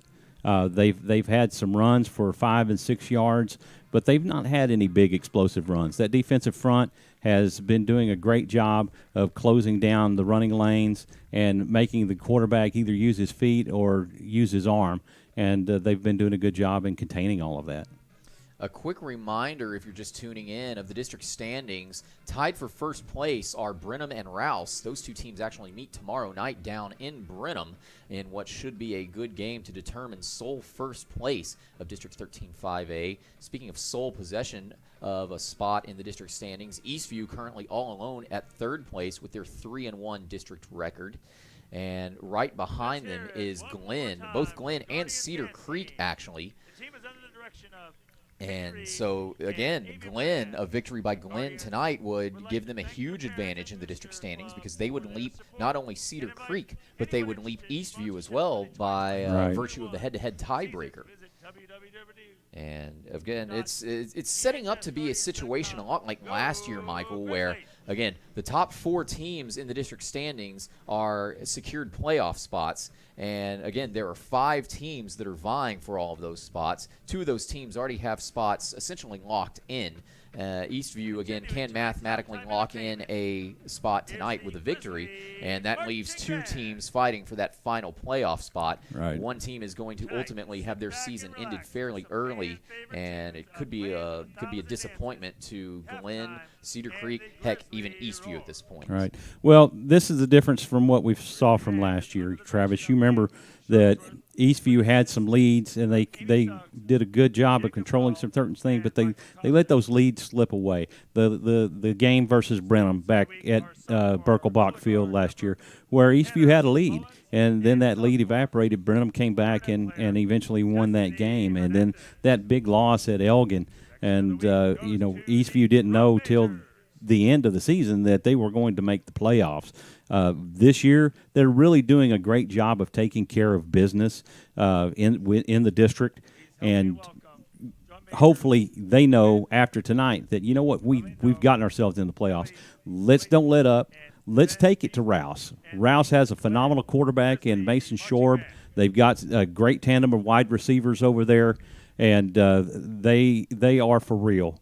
Coach Mann and his staff are doing a great job with those teams, with that team over there, and Coach Fekoch and his staff. This is to me, this could also be part and parcel of Eastview possibly even winning a district championship. I mean, they're still in the hunt for that, depending on how those other 2 schools fall out. But they could be a contender and end up in a possible 3-way tie for first place in district. I mean, it's not mathematically impossible, but they're still in control. They only have the 1 district loss versus Brenham, a game which they really should have won. They made some mistakes that cost them that game.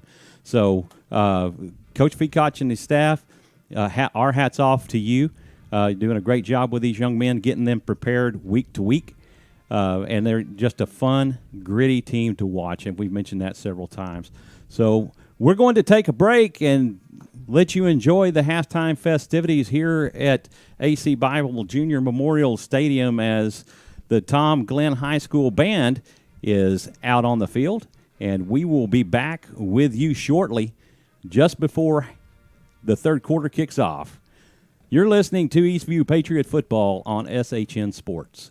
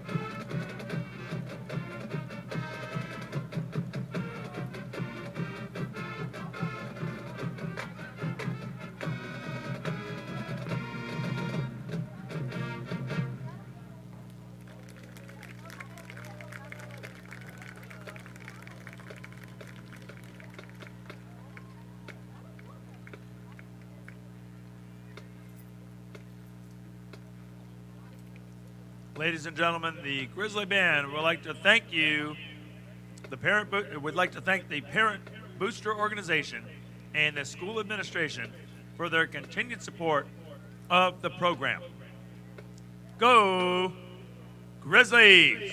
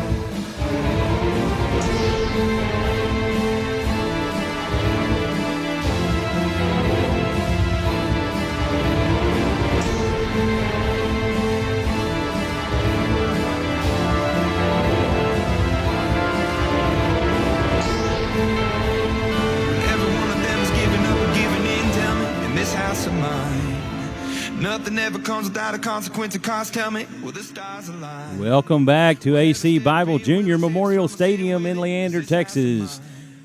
You're listening to Eastview Patriots football on HSN.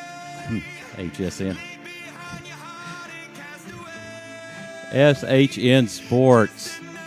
My goodness, folks. My apologies for that. Got a little tongue-tied there, Travis. That's is that Imagine Dragons? Yeah, they're catchy. They are that. So I'll bring the volume down on that just a bit. So Travis Banks doing a phenomenal job tonight on the call for your Patriots. He's also manning the camera and keeping stats at the same time. I'm doing the board engineering and running the scoreboard. So when you'll see those mess ups on the scoreboard of down and distance, that's on me, folks. So I try to do better and keep it up with all of it. Then again, I rely on the scoreboard for a lot of the downage, and sometimes that's off by a yard or two. So right. It's not always accurate. Not entirely your fault. Right. Is what I'm trying to say there. But yes, we're just about 10 seconds away from the end of halftime and the kickoff of the second half. Eastview leading this ball game over the Glen Grizzlies by a score of 28-14. And of course, Eastview will be receiving the opening kickoff here to start this second half, so they have a chance to extend that lead by an additional 7 points. They had a shot just before halftime after recovering a fumble with 14 seconds to go before halftime, but they were unable to capitalize on some great field position inside the 15. A couple of passes fell incomplete.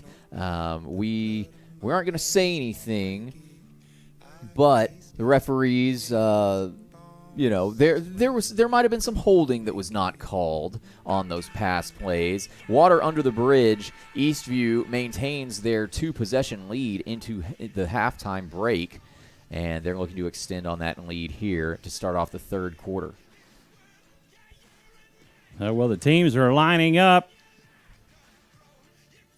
Glenn will be kicking off to your Eastview Patriots to get the third quarter started. And, Travis, we definitely don't want to see a repeat of last week's opening second half kickoff.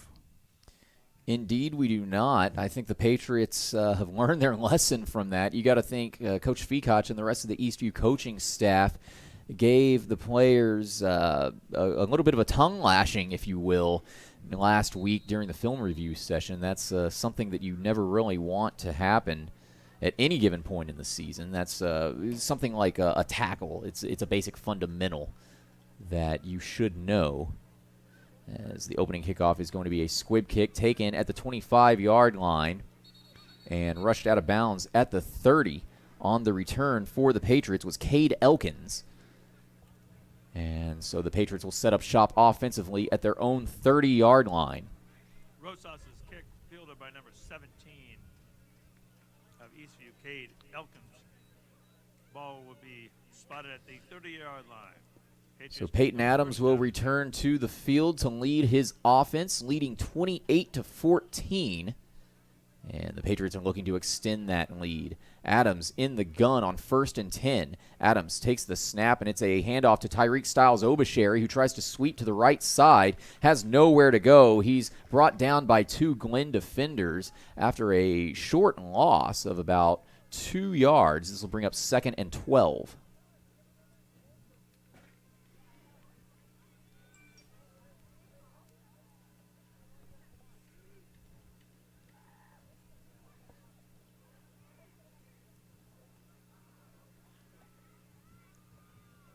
Adams in the gun, 2 receivers to his left. Isaiah Quentin Jackson in at running back. Adams takes the snap, rolls left. He's under pressure, throws intended for Jacob Martin at the 30-yard line, falls incomplete. Adams basically just had to get rid of that ball as he was under immense pressure.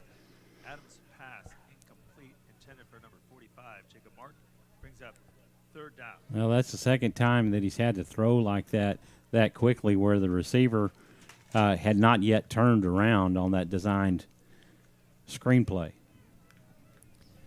It'll be 3rd and 13 now for the Patriots. Adams in the gun. He takes the snap, drops back. He's going to scramble out to the right side. Throws, caught by Tyreek Styles-Obasheri, who picks up a first down and gets into Glenn territory. A solid 20-yard gain on the quick pass and catch by Tyreek Styles-Obasheri. Styles-Obasheri showing off his speed. He's marked down at the Glenn 49-yard line, so the Patriots are officially in Grizzly territory. And they keep the drive alive. Adams on 1st and 10. Takes the snap, drops back, looks right, throws, falls deep, and it is caught. Charles Ross inside the 10. A tremendous haul. The last couple of times they've tried that play, Ross has caught the ball out of bounds. This time he makes sure to stay in bounds, picks up a huge first down for the Patriots, and gets them into the red zone. 1st and goal. 1st and goal from the 7. They've already scored from a 1st and goal from the 7 early in the first quarter, and they will score again. Isaiah Quentin Jackson right up the middle, completely untouched. Great blocking, no flags. The Patriots lead at 34-14 with 10:43 to go here in the third quarter, pending the PAT. Yeah, that's the excitement that this team brings, Travis. And that's what they wanted to do with this opening drive of the second half, was take the ball in and score. The extra point attempt by Emilio Vargas is up, and it is good. So just like that, the Patriots open up the second half strong, and they extend their lead by 21 points, their largest lead of this ball game. We'll take a brief commercial break, and after this, we will have Glenn's first drive of this second half. Stay tuned. You're watching Eastview Patriot football on SHN Sports.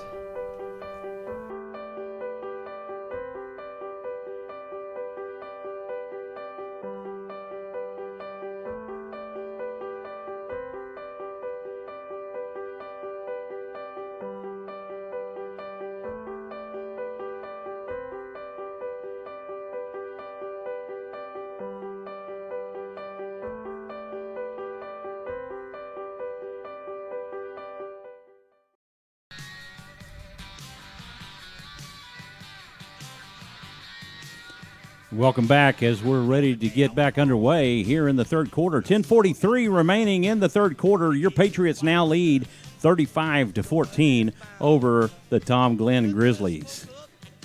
Here's Travis Banks to take us the rest of the way. Thank you, Mr. Francis.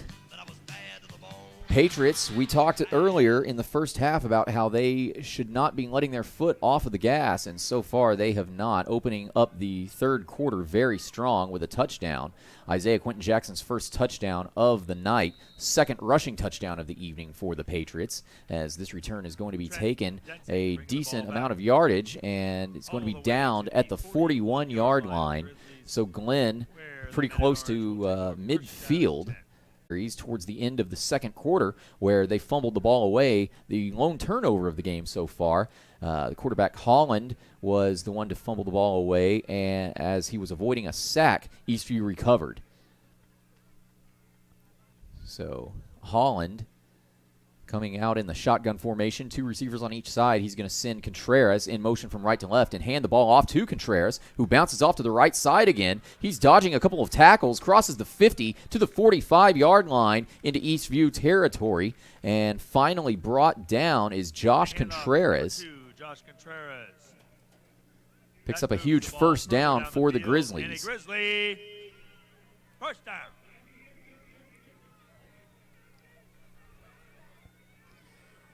Holland now all alone in the gun. He's got trips to his right on first down.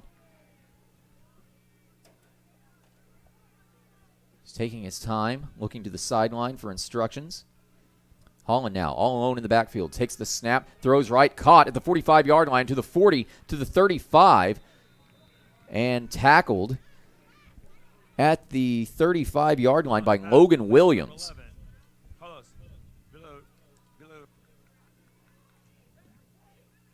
That was Sebastian Laredo Allmiller making the catch for the Glenn Grizzlies, and this will bring up second down and 3, so a 7-yard play, 7-yard gain on that last play. Holland in the gun. He's got a running back and 2 receivers on each side. Holland sends a man in motion from right to left, and it's going to be a handoff to that wide receiver from the slot position. Tries to rush his way up the middle, and he did get enough for the first down. It'll move the chains with 9:18 and counting to go here in the ball game, or in the third quarter, I should say. Patriots leading 35-14, but the Grizzlies trying to cut that deficit.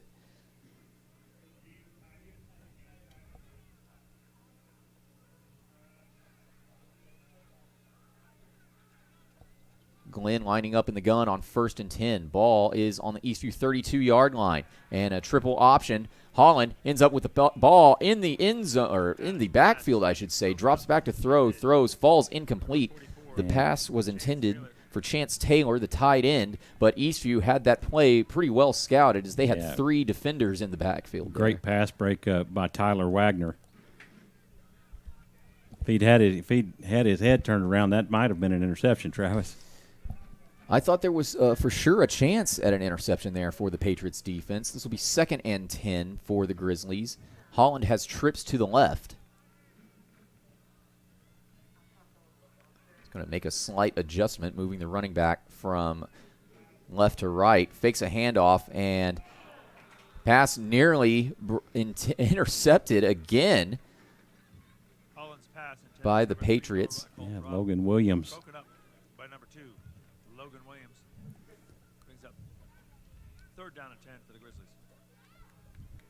So this is that bend, don't break defense that Coach Feacock was talking about earlier. Huge 3rd down on both sides. The Patriots have done a great job of getting their defense off the field the last several Glenn offensive series. We'll see if they can do it again on 3rd down. Holland takes the snap, rolls out to the left side. He's going to keep it himself, and he's brought down at the 35-yard line behind the line of scrimmage. Yeah, he's going to lose a yard on that play, too. Holland brought down by number 50 of Eastview. Brings up a 4th down situation. So number 50, again, we do not have that player's name on our roster. We apologize for that, especially considering he is the team captain, or he represented Eastview at midfield during the opening coin toss. He gets a tackle for a 1-yard loss. It'll be 4th and 11, but the Grizzlies have no choice but to go for it here from the Eastview 33-yard line. Holland in the gun. He's got 3 receivers to his right. Holland takes the snap, drops back, throws left, caught at the 25-yard line, and barreling his way to the 20-yard line. That is the running back, Noah Reichold, and he picks up a 1st down and moves the chains for the Grizzlies. On 4th down, what a 4th down conversion. This will give the Grizzlies a 1st and 10 from the 19-yard line, so officially in the red zone. Holland now in the gun, 2 receivers to his right, and a tight end in there as well. Holland takes the snap, hands off to the back, and the back is immediately swallowed by Logan Williams, and he might have lost a yard on that carry. Number 50 also in on that tackle, and I'll tell you who that is, Travis. Justin Nizer. He's had a number change, but he's on the 2 deep as number 50. So Justin Nizer. Boy, that's why we haven't been calling his name, right? I was gonna say, yeah, that's something we should have looked at beforehand. As Justin Nizer's a pretty big piece of this Eastview defense. As on 3rd down and long, Grizzlies try to run the ball and can't quite get anything going. Maybe 2 or 3 yards gained on that carry by Josh Contreras. Logan Williams on the tackle yet again for the Patriots. This will bring up 3rd down. 3rd and 10 to be exact. Holland, the quarterback, in the gun, takes the snap, looks around, looks right, throws right. Pass falls incomplete near the end zone. No orange jerseys. Not sure who exactly Holland was throwing to there, but the pass falls incomplete, and this will bring up 4th and 10 for the Grizzlies. You got to think they're going to go for it again, Michael. Well, that was because big number 80, Alessandro Perez, got his paw on the ball and caused it to flutter like that. With this Eastview defense, we really haven't talked a lot about how much they've been stepping up over the last couple of weeks. It all started 2 weeks back as on 4th down, Holland on a wide receiver screen. It's going to be caught at the 20 and brought down at the 15-yard line. Nowhere near enough yardage for a first down. The Patriots defense, this time on 4th down, stands. Logan Williams on that tackle. Logan Williams with a tackle that gets the defense off the field and results in a turnover on downs. 6:35 to go here in the third quarter. The Patriots lead at 35-14. Yep, time to get back to work on this offense.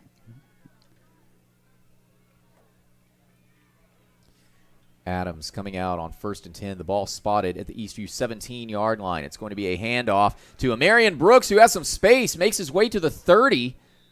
There's a flag on the play. Or is it, I don't know if that's somebody's yellow sock or yellow something. I assume it is a flag. It looks like it's going to be a hold on the Patriots.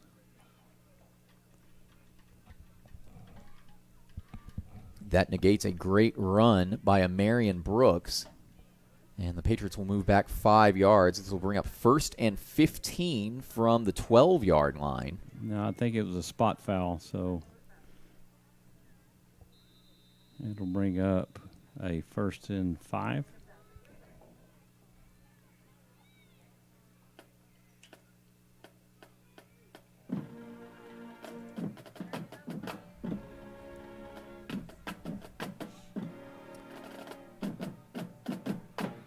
Down in 6, and this is Amarian Brooks breaking free yet again to the 50, to the 40, to the 30, to the 20. Amarian Brooks could be going, and he's tackled inside the 10. Amarian Brooks with a great run starting at the 22-yard line, making his way inside the 10 on the other side of the field. Amarian Brooks, wow. That was some of that stuff that Chris Berman calls fumbling, stumbling, bumbling, and he took it downfield and just started to run out of gas there toward the end. But what a great run by Amarian Brooks. This will be a 1st and goal from the 6-yard line as it's another handoff. Trying to get towards their left side is Isaiah Quentin Jackson. He's brought down after little to no gain.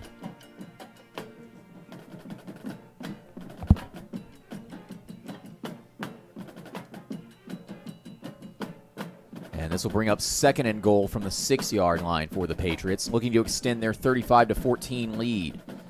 Adams in the gun, hands the ball off to Isaiah Quentin Jackson, who rushes up the middle, but he's swallowed up by a sea of orange jerseys. Maybe makes it inside the 5. He does indeed. He'll be down at the 4-yard line, so this will bring up 3rd and goal from the 4. By an armada of orange jerseys.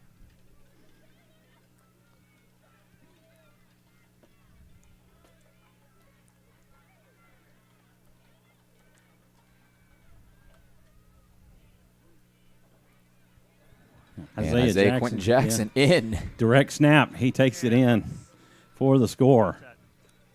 Jackson in again for the score. Another 6 points for Eastview. Eastview definitely flexing their muscle right now, Travis. Indeed they are. Isaiah Quentin Jackson, his 2nd touchdown of the evening, set up by, I just did the math, that's why I've been a little quiet. I apologize, Michael. 72-yard run by Amarian Brooks. And the kick is up, and it is good. And that will extend the lead for your Eastview Patriots. They now lead this 42-14 with 4:55 remaining in the third quarter. We're going to take a break, and we'll be right back. You're listening to Eastview Patriot Football on SHN Sports. You're ready for the future? And the future is full of possibilities. Because your dream home Is right around the corner. If you're ready for the next step Or 2, or 3, we can help. At our bank, we're ready to help you open doors to your future. our mortgage team is here and ready to begin your next step. Doing the right things for the right reasons. Welcome to our bank. You belong here. Member FDIC Equal Housing Lender.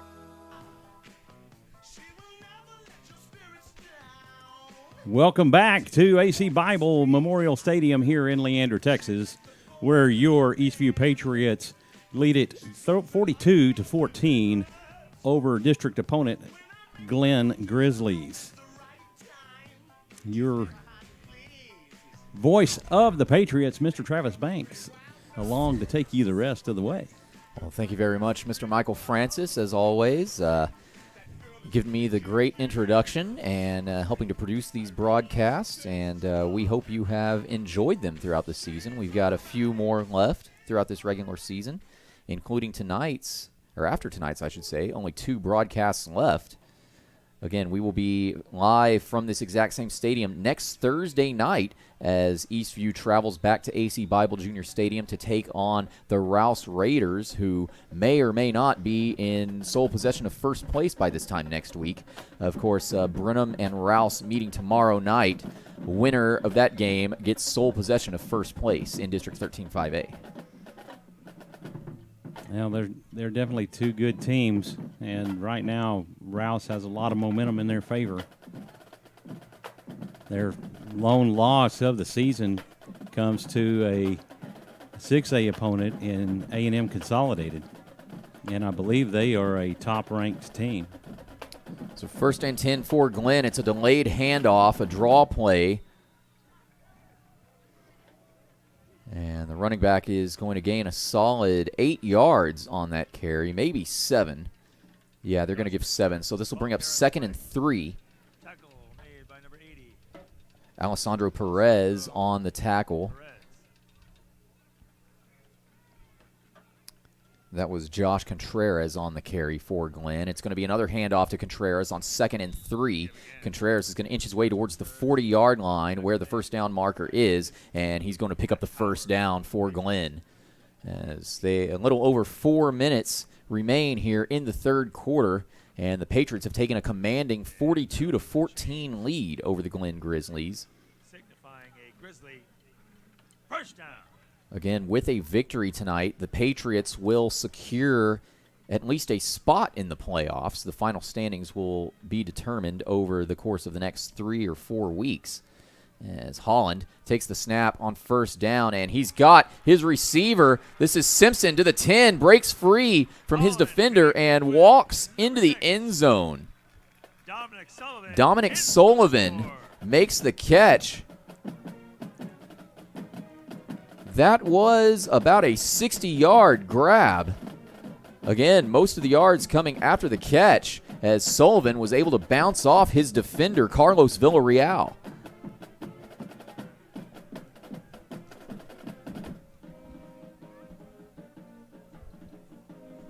This is Fernando Rosas out to attempt the PAT for the Grizzlies.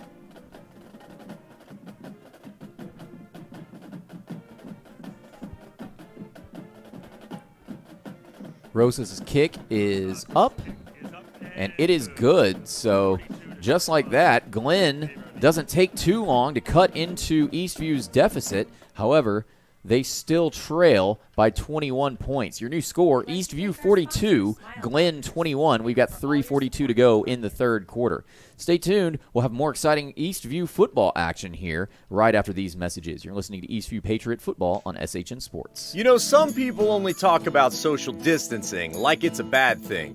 But as the day tripper traveling all over Texas, and with a Don Hewlett truck or SUV to take me anywhere I want to go, social distancing isn't really that bad at all. So, how far away is your Don Hewlett Chevrolet going to take you? Find new roads in Georgetown and at donhewlett.com. Don Hewlett, Texas true.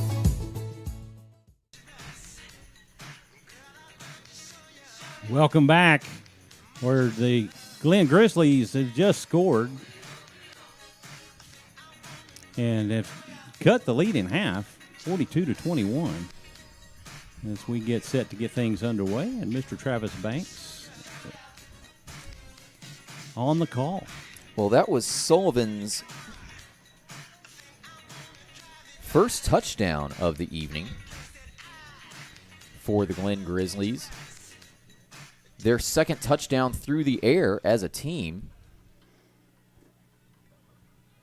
As Rosas set to kick this ball away, and it's going to be a short, almost an onside kick that is fallen on by Logan Williams at about the 46-yard line. So Eastview will get some decent field position here to start their next offensive series. They lead at 42-21 with 3:42 remaining here in the third quarter.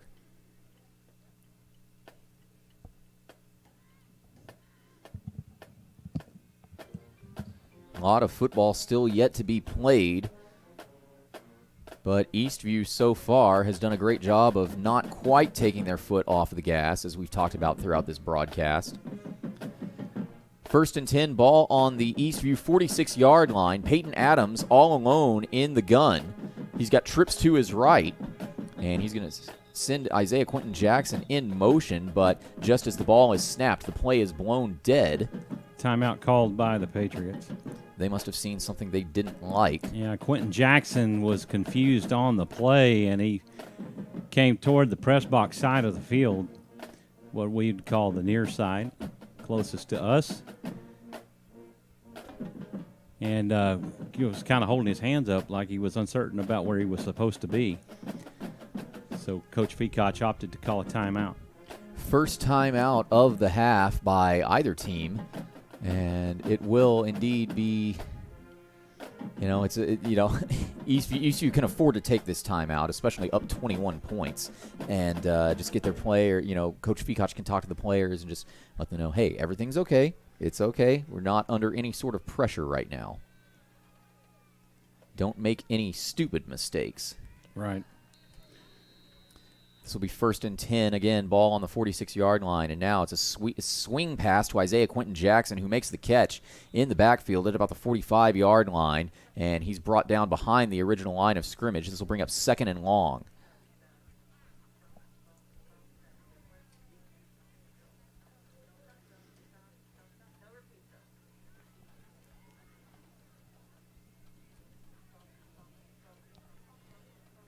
Second down and 11, so officially a loss of 1 yard on that catch by Isaiah Quentin Jackson. Adams comes out in the gun, trips to his left. Adams takes the snap, and he throws, caught by Isaiah Quentin Jackson in the flat, and Tyreek Styles-Obasherry making the catch in the flat, and Tyreek Styles-Obasherry crosses into Glen territory, tackled at the Glen 49-yard line. He'll pick up a solid 4 yards on that carry. This will bring up 3rd down and 5. So a 6-yard gain on that catch by Tyreek Styles-Obasherry. 2:35 to go and counting here in the third quarter. Shotgun formation for Peyton Adams, trips to his right. Adams takes the snap, drops back. He's under pressure. He throws left, and the intended wide receiver looked to be Michael Sedgwick, but Michael Sedgwick was being guarded, actually blocked, I should say, by that Glen defender. That Glen defender being Devin Indell, who we've called his name a couple of times tonight. He had a defensive pass interference penalty called on him earlier in this ball game in the first half. This will set up 4th down and 5 for the Patriots. Ball at the Glen 49-yard line, and they're going to choose to punt the ball away. Isaiah Quentin Jackson back to punt this ball. And it's a bad snap. Isaiah Quentin Jackson has to pick it up and run with it, and he throws the ball away. Is that a legal forward pass? That remains to be seen, or are they going to count that as a fumble? It was a lateral. It was a forward lateral. So, it was 4th down. Not like Eastview would have ended up. There is a flag on the play, so that may be an illegal forward lateral.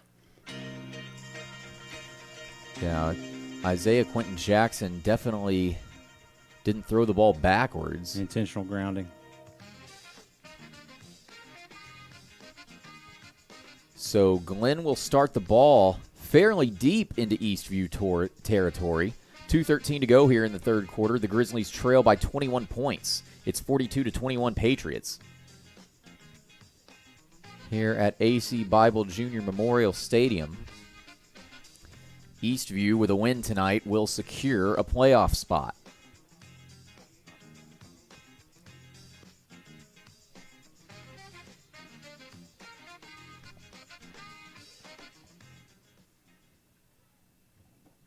So 1st and 10 for the Grizzlies on the Eastview 31-yard line. It's a handoff to Reichold, the running back. Noah Reichold rushes his way up the middle, crosses the 30, tackled at about the 27-yard line by Thomas Thornburg.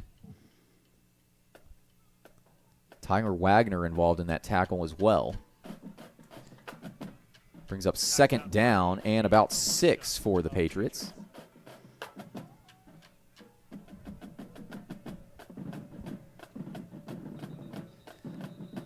And the play is blown dead just as the ball is snapped. Indeed, you can see the flag down at the 30-yard line.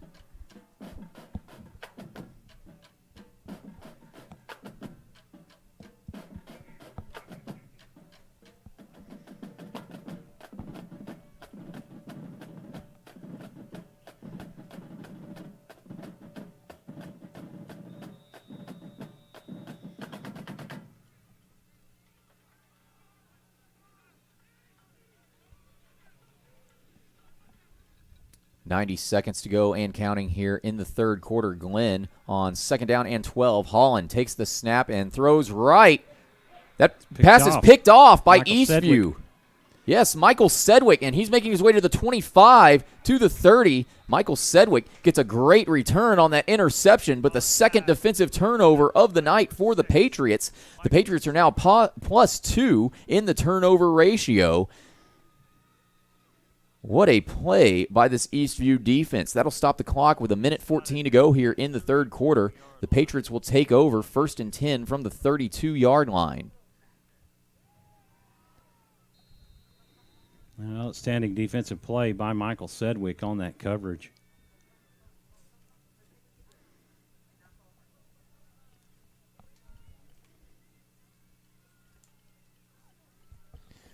It'll be 1st and 10 Patriots. Adams in the gun. He's going to hand the ball off up the middle to Isaiah Quentin Jackson. Isaiah Quentin Jackson tries to break free from his defender and is ultimately brought down at the 40-yard line.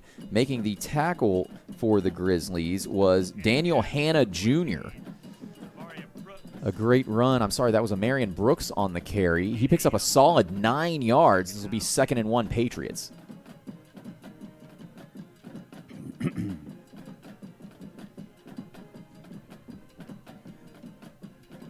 Adams in the gun on 2nd and 1. Looking to the sideline for instructions. 10 seconds to go on the play clock and counting. Adams takes the snap. It's a handoff to Marion Brooks, a sweep to the right side. And Marion Brooks has nowhere to go on that play. He'll lose quite a bit of yards. That'll set up 3rd and about 6 or 7.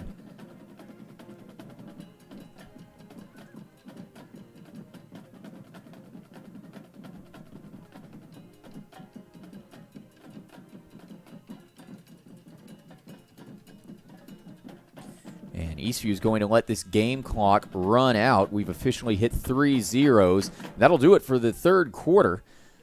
Patriots take a commanding 21-point lead into the end of the third. They lead at 42-21, and they're looking to extend that lead here early in the fourth quarter. We've got 12 minutes of exciting football left to play. Stay tuned. We'll have the exciting conclusion when we return. You're watching Eastview Patriot football on SHN Sports.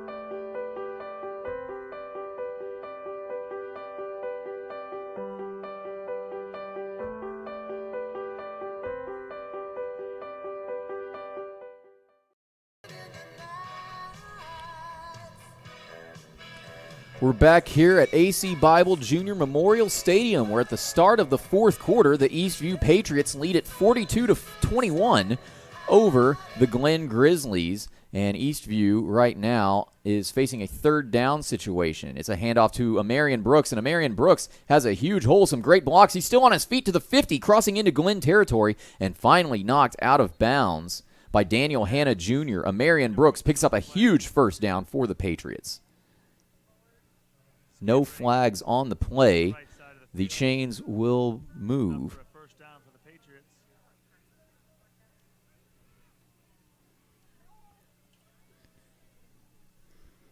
Big guys up front getting it done tonight, Travis. Indeed they are. That's been one of Coach Fekoch's goals for the last several weeks. And it's no coincidence that once Eastview gets this running game going, they start to perform very well, and they ultimately win some of these ball games. Marion Brooks on the handoff on first down. He tries to rush up the middle. Solid gain of about 2 yards on that carry. He'll be brought down at the 45-yard line of Glenn. Again on the carry for a short gain. Second down and 8. 2-yard gain on the play.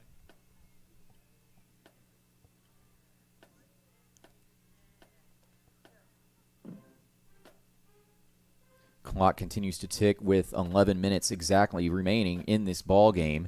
Patriots have a 21-point lead. They've led it by as much as 28 points in the third quarter. This will be second down and 8. Peyton Adams in the gun takes the snap, and it's another handoff to Amarian Brooks. And Amarian Brooks just runs into a wall of Glenn defenders, makes his way back to the original line of scrimmage. Might have lost a yard on that carry. He did indeed. This will bring up 3rd and 9.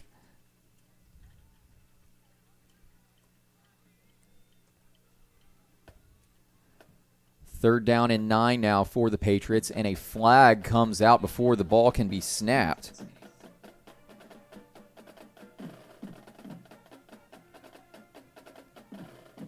And this is going to be a penalty on Eastview. I'm not sure what that call was.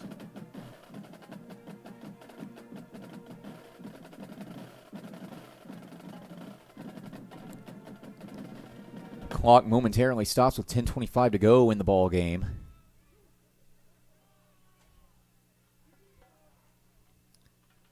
Referees explaining everything to Coach Fekoch over on the sideline. They haven't moved the ball backwards yet. And here they are now. He is obviously displeased with the call. It's a 5-yard penalty, so this will bring up 3rd down and 14. I still don't know what that was. It was a 5-yard penalty of some kind. It was not identified as a false start, maybe a sideline infraction. 3rd down and 14. Adams takes the snap, drops back, looks around. He's under pressure. He scrambles out to the left side. He's just going to throw the ball away out of bounds. He had nowhere to go, and on 3rd and long, he didn't want to give that ball up. So this will bring up 4th down in a punting situation for the Patriots, although you never know because of how close they are to midfield. Right. Well, it's interesting because when you get a penalty like that, it can upset your rhythm, and obviously that's what we're starting to see with that is the variance in the rhythm. And force them to do something different, and then it ends up being a busted play. Isaiah Quentin Jackson will punt this ball away. Noah Reicholt back to return for the Grizzlies. And the punt will not be returned by the Grizzlies. It will instead take an Eastview bounce and be down at about the 14-yard line of the Glenn Grizzlies. And Glenn has 9:47 to work with here before the end of the ball game. They trail by 21. Their last offensive series ended with an interception. Michael Sedgwick, the second turnover of the night for this Eastview Patriots defense. Patriots just playing tremendous football. And, you know, Michael, that's something we haven't really talked about much at all either, is the teams that traditionally make big runs in the playoffs are the ones who start playing their best football as the season goes on. You know, they might have slow starts, kind of like Eastview did, starting out 0-2, for example. But the Patriots are playing so well these last 3 weeks that, Patriots fans might be starting to be looking ahead towards the playoffs here. Glenn gains 1 yard on first down. It'll be 2nd down and 9. Holland takes the snap, looks left, throws, and caught at the 35-yard line. This will pick up a first down. That was Jaden Simpson making the catch. He's got 1 touchdown on the evening. This will move the chains for Glenn. It'll be 1st and 10. Ball will be spotted at the Grizzly 39-yard line. That was a great catch by that young man, too. Called his name a couple of times. Jaden Simpson. He had a 70-yard touchdown catch back in the second quarter. As on 1st down, Holland finds a wide-open receiver again, caught at the 35-yard line and immediately brought down by Michael Sedgwick and Isaiah Quentin Jackson. That was Sullivan making the catch, and another big gain for the Grizzlies. Moves the chains again, and the Grizzlies are deep into Patriot territory. Here's Holland again. It's a handoff to the back, who sweeps out to the right side, and the back is quickly swallowed up by Eastview defenders. Thomas Thornburg getting the tackle there. 1-yard gain on the play by the running back. Brings up 2nd and 9. That was Josh Contreras on the carry.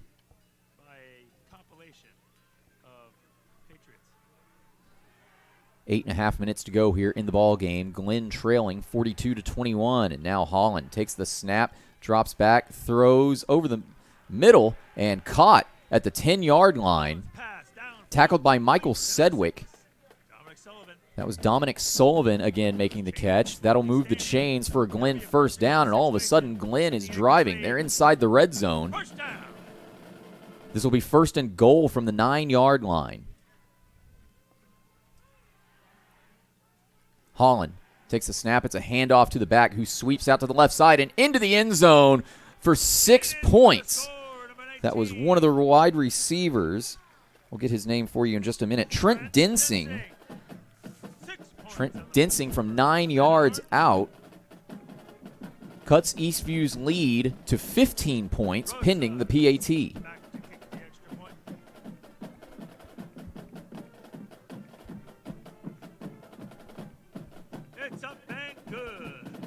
Rosas' PAT attempt is up, and it is good. So just like that, the deficit is cut to 14.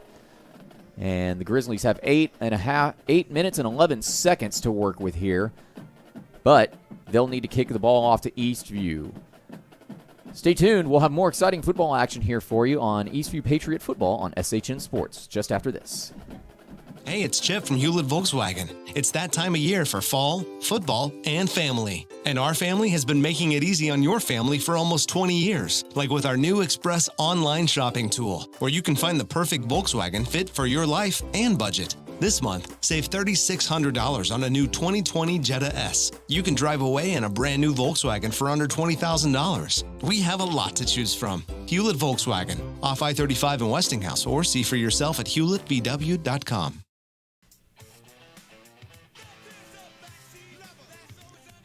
Welcome back, as the Glen Grizzlies have just put 7 more on the board and have cut into the lead. 42-28 Patriots with 8 minutes and 11 seconds remaining in the third quarter.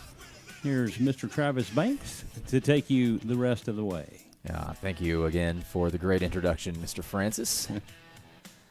This is Fernando Rosas set to kick the ball off to the Patriots. If history is any indication, this will not be a deep kickoff. And it is going to be a squib. It is touched by a Patriots return man, but he's able to fall on it at the 42-yard line. That was making the return Carlos Villarreal. Fielded by number 11. Carlos. So the Patriots, after that squib kick, will have a 1st and 10 situation pretty close to midfield. They'll be starting out at their own 41-yard line. Their lead has been cut to 14. Remember, they led at one point in the third quarter by 28 points. We'll see what kind of plays the offense can come up with here. On 1st and 10, Adams takes the snap, and it's a handoff to Tyreek Styles Obasheri, who tries to rush to the left side on a sweep. Can't get the edge and loses quite a bit of yards, about 5-yard loss on that run. This will bring up 2nd and long. By number 45, A.J. Click. Clock continues to tick. 7 minutes, 40 seconds remaining in the ball game and counting. Second down and 15. Adams in the gun. Takes the snap, drops back, and it's a screen pass. It is caught at the 35-yard line, taking it to the 40, to the 45. Tackled at about the 44-yard line. On the catch was Tyreek Styles Obasheri. Yeah, he just drew a 15-yard penalty, number 85 of the Grizzlies, and that was a silly penalty right there. We do not have 85 on our roster. I apologize for that. Or 95. Oh, Is 95 on there? Yes, that was Jamal Collins then, if that was number 95. They were going to rule Tyreek Styles Obasheri down by loss of forward progression, but that defender Jamal Collins just came and just wanted to get the tackle, I guess. It was just he would not let go, and he ultimately tried to slam Tyreek Styles Obasheri to the ground. So just let some frustration get to him.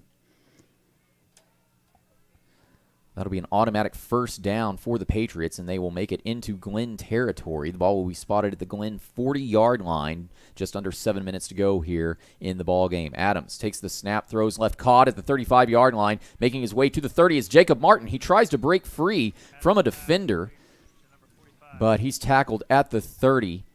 Jacob Martin wanted the first down. I don't believe the referees are going to give it to him. They're going to say that was a 9-yard gain, so this will be 2nd and 1.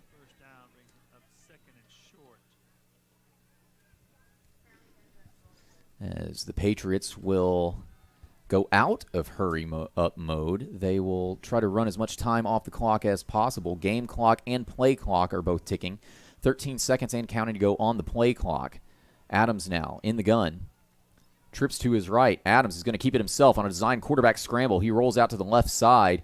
He is tackled at about the 27-yard line, maybe the 28-yard line, so that would be a gain of 2, maybe 3 yards, and just enough to pick up the first down for the Patriots. That'll be a Patriot first down on the play.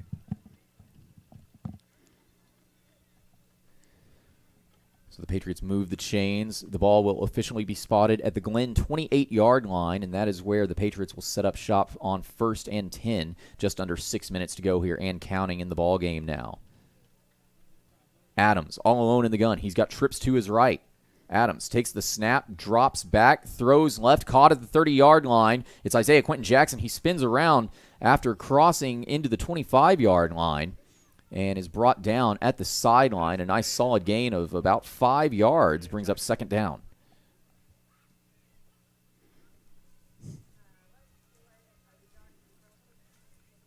Five and a half minutes to go here and counting for the Patriots. 2nd down and 5.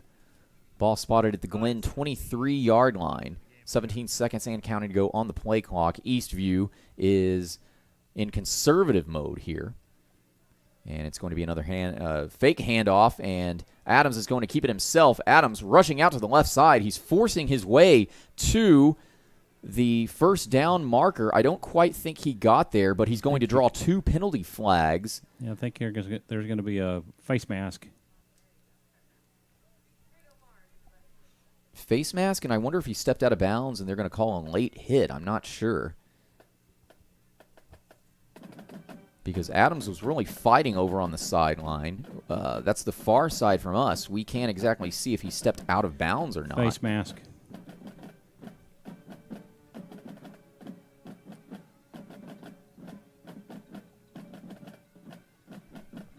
It's going to set him up with a 1st and goal.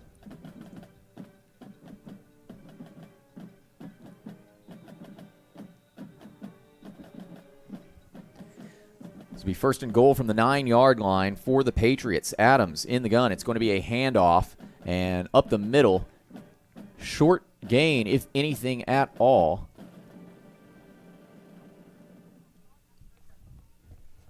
On the carry was Isaiah Quentin Jackson. So this will bring up 2nd down for the Patriots. 2nd and goal from the 9.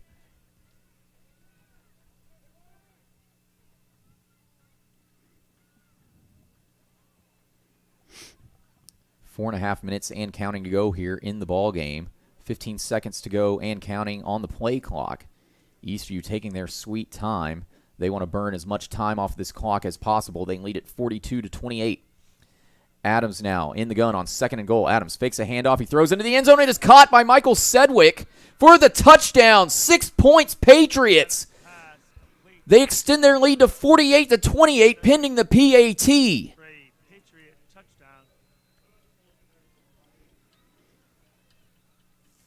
Yeah, that's just what the doctor ordered right there, Travis. So from 9 yards out, that is Michael Sedgwick's 3rd touchdown catch of the ball game. He's also got an interception on defense to go along with that. You got to think Michael Sedgwick is aiming for that Player of the Game award.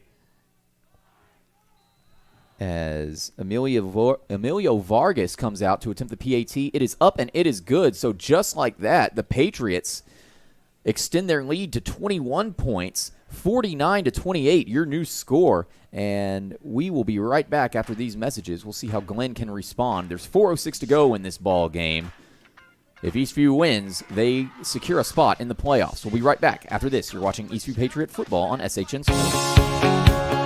At our bank, we believe in doing the right things for the right reasons. For our families, our communities, our future, just like you do. We believe the right thing is more than just a handshake or a promise. It's a relationship guided by honesty and integrity. How can our bank help you? Thank you for calling our bank. This is Jenny. How can I help you? Member FDIC, Equal Housing Lender.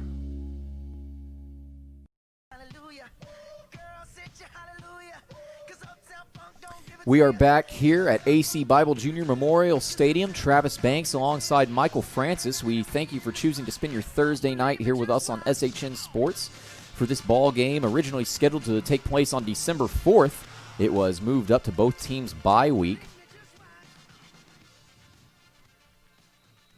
And the Patriots have just taken a commanding 49-28 points, or 29-48 lead, I should say, over the Glen Grizzlies. And, Michael, I do believe, I'll have to double-check the records, but I do believe this is the most points that Eastview has scored in the entire season here in 2020. I believe that is a correct statement. The previous high score was 39 points a couple of weeks ago when they shut out Cedar Creek on the road, winning that ball game 39-0. UC with a great defensive game there. And then they scored 42 points the week before that against Elgin. So this does indeed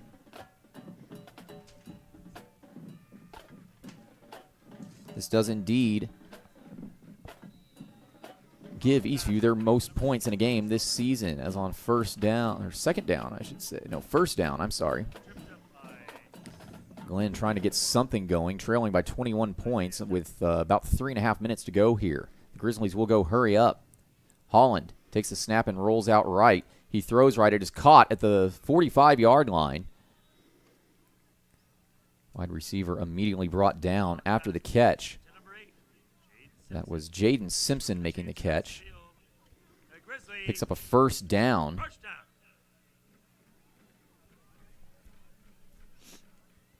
And now Holland on 1st and 10 for the Grizzlies. Rolls left and throws. Pass is nearly caught, but falls incomplete. That was intended for Sullivan. 2nd and 10 for the Grizzlies now. Clock stops with 3:17 to go here in the ball game.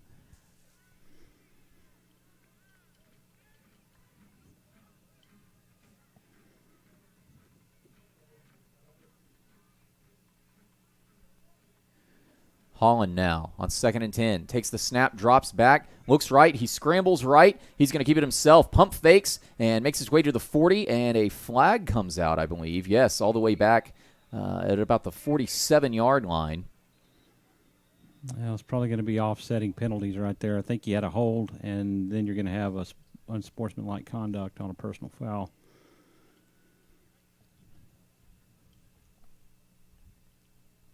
Quick score to announce. You want to take this one, Michael? Thursday score is a final. District play, Connolly 43, Elgin 36. So Elgin fails to follow up their huge victory from last week, their huge come-from-behind victory, and they give Connolly their first district win of the season. Of course, Connolly will face Eastview in Eastview's home finale and the season finale, the regular season finale, I should say, 2 weeks from tomorrow. Of course, Eastview's next game will be exactly 1 week from tonight, back here at AC Bible Junior Memorial Stadium, where the Patriots will have a huge matchup against the Rouse Raiders that could determine second place or even first place in the district standings, depending on how Rouse's game against Brenham goes tomorrow night. So they walked off the 10-yard penalty and then walked off the 15-yard penalty against the Patriots. So it should be 2nd down and 5. If everything holds up, I believe that will be correct.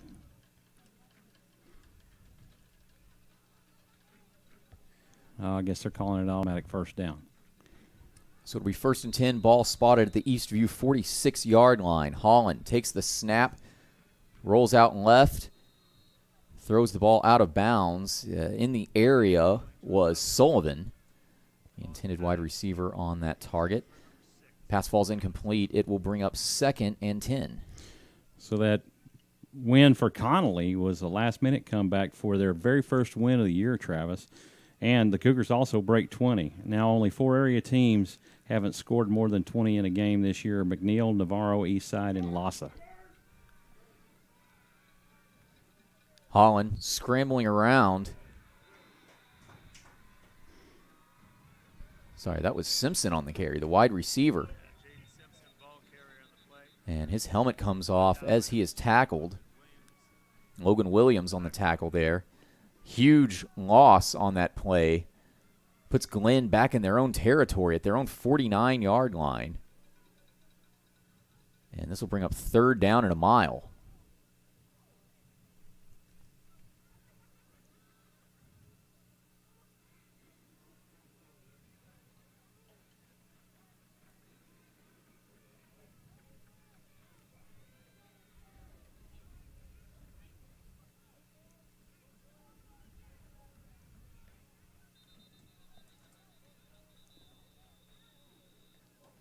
Timeout, Glenn.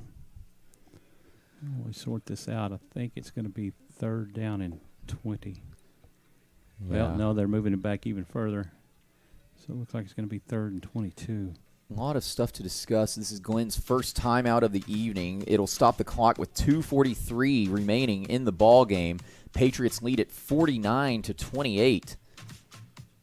As I'm hesitant to say this because stranger things have happened, Michael, but barring any unforeseen circumstances, it's safe to say that the Patriots will come out of this game tonight with a victory, which means they will have 4 wins in district play, meaning that they have mathematically secured a spot in the playoffs. Now, the final standings, of course, they could fall all the way to 4th place, kind of like they did last year. But they're in really good position right now. Sole possession of 3rd place, and they will be tied for 2nd after tomorrow night, as the loser of the Brenham-Rouse matchup tomorrow night will have 1 loss in district, along with the Patriots. Right. Other finals from tonight: McCallum 14, Marble Falls 0. Knights have made playoffs 17 of the last 18 years and are in great shape to make it again. Mustangs have made the playoffs just once in the last 22 years, but control their own destiny with 3 games to play. This will be 3rd down and a mile. Holland chunking it into the air. He's got Sullivan wide open, catching it at the 10 and walking right into the end zone. Sullivan,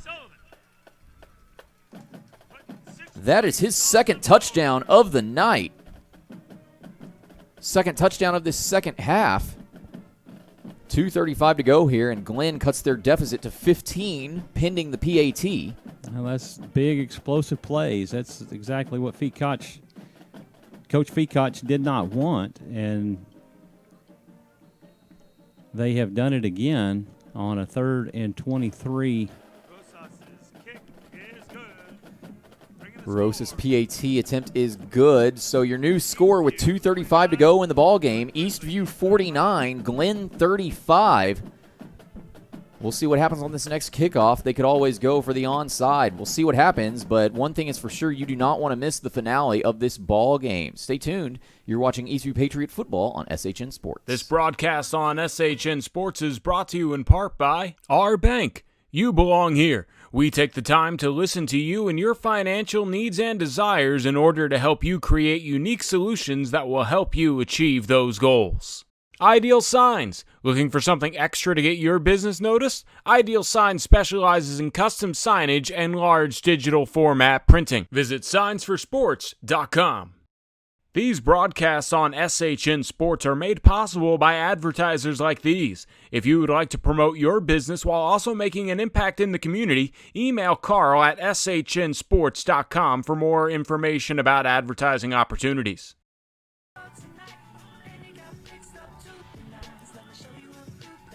Welcome back, where you see a nice red half moon as we're at AC Bible Memorial Stadium here in Leander, where the Glen Grizzlies have cut into the lead of the Patriots, 49-35, with 2 minutes and 35 seconds remaining. And here is Travis Banks to take you the rest of the way. Thank you very much, Mr. Francis. Hope you enjoyed the shot of the red moon here at Bible Memorial Stadium. As Glenn's set to kick this ball away. And the onside kick recovered by number 4. Onside kick recovered by Tyler Wagner, of Eastview. So 2:34 to work with here. Glen does have 2 timeouts left. They trail by 14, but you got to think Eastview now is going to go into conservative mode, probably force Glen to use these 2 timeouts. And honestly, if they do, and Eastview can get a couple of first downs or even 1 first down, it'll be ball game. Another final from the area, Vandergrift 38, Westwood 7. Big shout out to Mike Barnes. 1st and 10 Patriots from the 50-yard line. Amarian Brooks takes it up the middle, nearly gaining a first down. That's a solid 7-yard gain. It'll bring up 2nd and 3.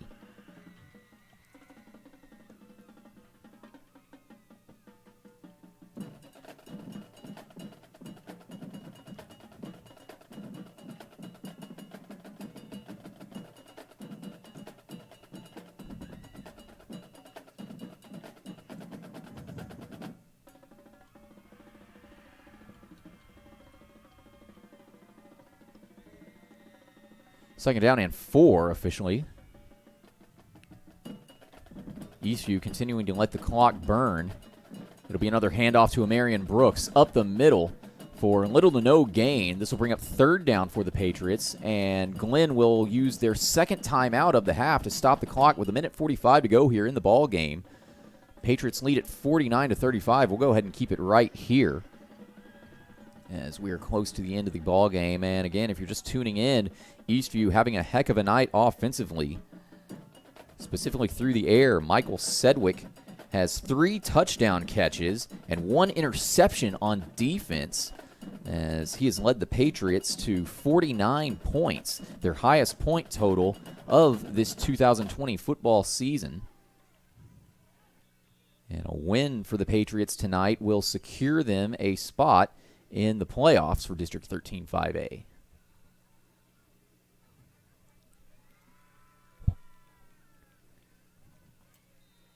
It'll be 2nd and 4 Patriots. Adams in the gun. He sends a man in motion, fakes a handoff, and it's a handoff up the middle to Isaiah Quentin Jackson, who has a huge hole up the middle. He picks up a first down and a whole lot more. Isaiah Quentin Jackson is gone! Isaiah Quentin Jackson. 44 yards for Isaiah Quentin Jackson, and he just put a dagger in the hearts of the Glen Grizzlies.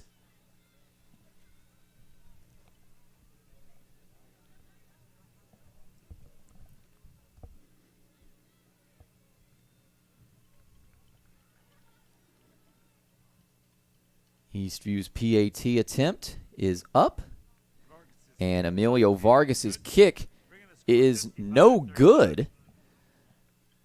So with a minute 36 remaining in the ball game, the Patriots now have a 20-point lead over the Glen Grizzlies again. 55-35 is your new score. We'll be right back after these brief commercial messages, and we will see what happens in the final 96 seconds of this ball game right after this. You're watching Eastview Patriot football on SHN Sports. Many of us yearn for the glory of the field, to quarterback our team to victory, to catch the game-winning touchdown. But sadly, playing football is hard. What's not hard is getting a great deal on a Chevrolet from Don Hewlett. It's okay, fella. Everyone's a winner at Don Hewlett, but you still stink at football. Find new roads in Georgetown and at donhewlett.com. Don Hewlett, Texas true.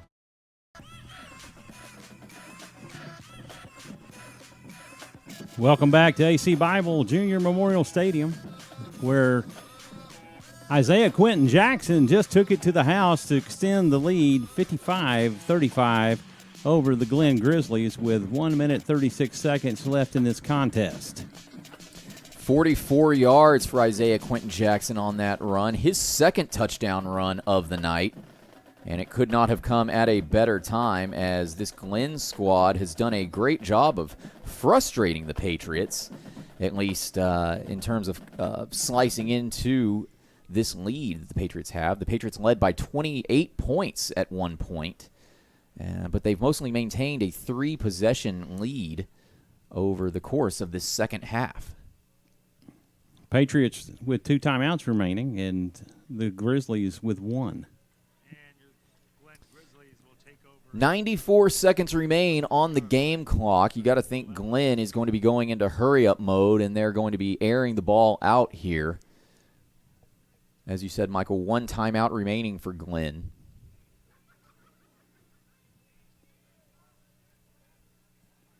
So you got to think they're going to be utilizing a lot of flat route passes. As Holland on first down, he's going to keep it himself. I don't think that was a designed quarterback scramble, but he's brought down at the 30-yard line. Gain of about 5 on that quarterback keeper. Alessandro Perez making the tackle for the Patriots. This will bring up 2nd down and 6. Holland takes the snap, rolls left, throws left, caught at the 32-yard line, and stepping out of bounds at the 35. This is Josh Carderas again.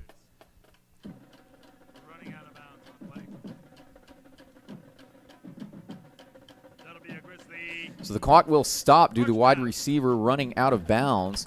There are 66 seconds remaining in this ball game. The Patriots lead by 20. Holland takes the snap, drops back, throws left. Pass is knocked incomplete, intended for Sullivan, but it was knocked out of his hands by Carlos Villarreal. What a great defensive play by Carlos. Outstanding play by Carlos Villarreal as he watched that ball coming in and right into the receiver's hands, and he moves in and knocks it away. Awesome play. A palm of steel, if you will.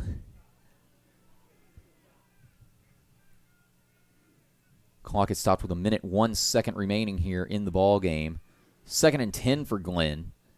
Holland takes the snap, rolls right, and throws left. It is caught at the 35-yard line by Sullivan. And Sullivan rushes out of bounds just shy of the 40-yard line. This will be a solid gain, but still brings up a 3rd down for the Grizzlies.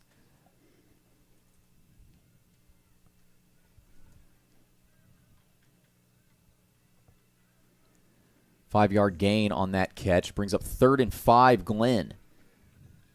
55 seconds to go in the ball game. Holland in the gun. 2 receivers on each side. Holland takes the snap, drops back. He's under pressure. He steps up into the pocket and decides to keep it himself. He makes it to the 45 to the 50, crossing into Eastview territory. Steps out of bounds himself at about the Eastview 47-yard line. So that'll stop the clock again with 48 seconds to go in the ballgame, and it moves the chains for another Glen first down.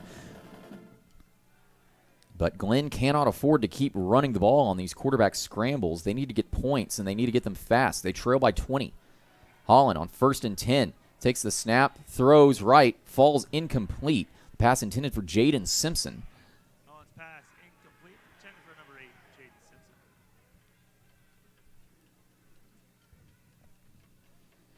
Clock stops with 44 seconds to go here.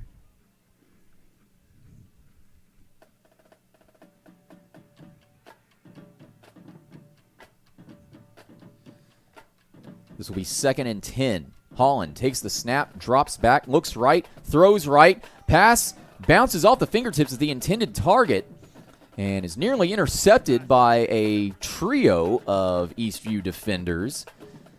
Ball falls on the ground, but an interception right there would have sealed the victory for the Patriots. Instead, they'll settle for a 3rd and 10 for Glenn with 38 seconds to go here.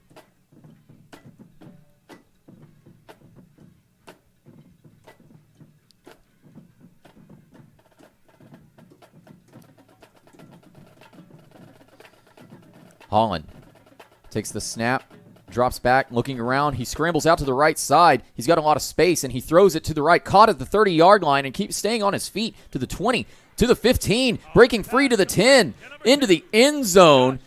This is Josh Contreras. And just like that, 23 seconds to go, Glenn adds 6 points and cuts Eastview's deficit to 2 possessions, pending the PAT.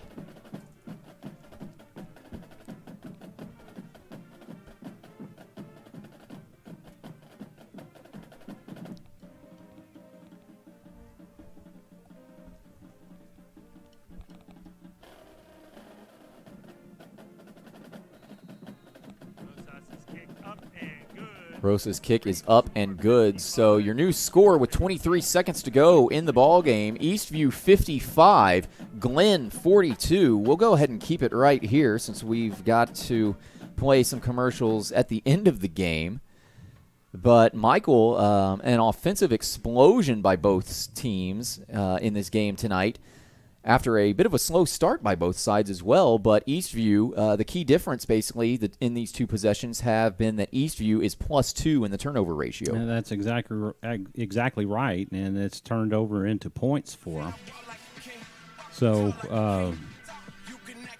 the Grizzlies have attempted multiple onside kicks tonight, so you know that's exactly what they're going to do right here. I would be surprised if they didn't.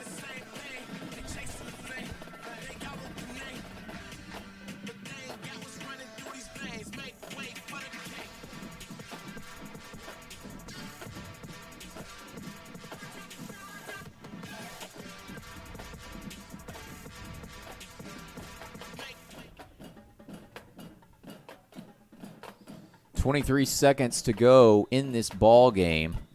Glenn set to kick off. Eastview knows that the onside kick is coming, and they're setting up and prepared for it. And it is going to be a short kick. And Eastview did recover.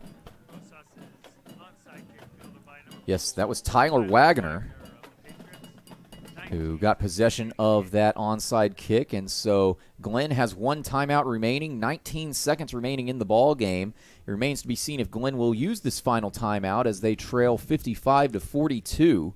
And I can't really see them doing it unless they just want to do it for the sake of doing it. You only have 19 seconds, and you can only stop the clock once. So after that, it's foregone that it's a victory formation and it's over. That is indeed what will happen here as Peyton Adams sets up in the victory formation, kneels the ball.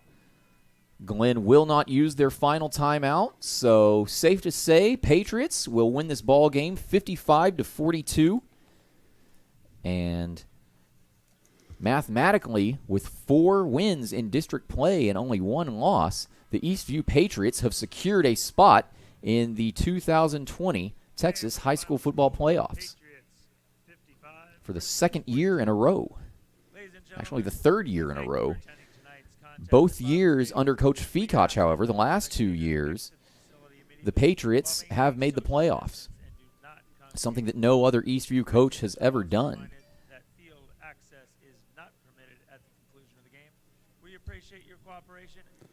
We're going to take a break and get back to review the stats of the game and hear a word from our sponsors.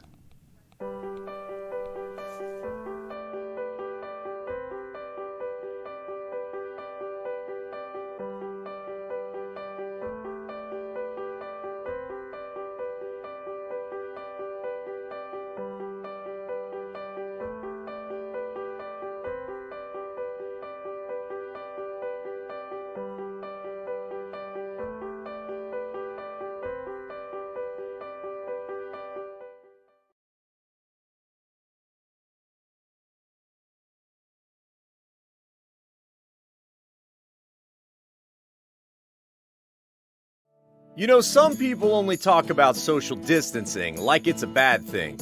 But as the day tripper traveling all over Texas, and with a Don Hewlett truck or SUV to take me anywhere I want to go, social distancing isn't really that bad at all. So, how far away is your Don Hewlett Chevrolet going to take you? Find new roads in Georgetown and at donhewlett.com. Don Hewlett, Texas True. You're ready for the future? And the future is full of possibilities. Because your dream home Is right around the corner. If you're ready for the next step, Or 2, or 3, we can help. At our bank, we're ready to help you open doors to your future. our mortgage team is here and ready to begin your next step. Doing the right things for the right reasons. Welcome to our bank. You belong here. Member FDIC Equal Housing Lender.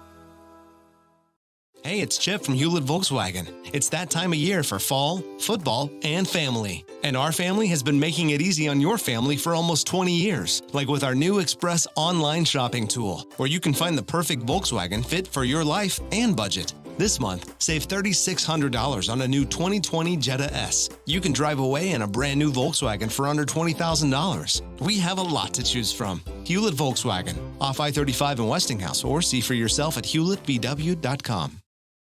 This broadcast on SHN Sports is brought to you in part by our bank. You belong here. We take the time to listen to you and your financial needs and desires in order to help you create unique solutions that will help you achieve those goals. Ideal Signs. Looking for something extra to get your business noticed? Ideal Signs specializes in custom signage and large digital format printing. Visit signsforsports.com. These broadcasts on SHN Sports are made possible by advertisers like these. If you would like to promote your business while also making an impact in the community, email Carl at shnsports.com for more information about advertising opportunities.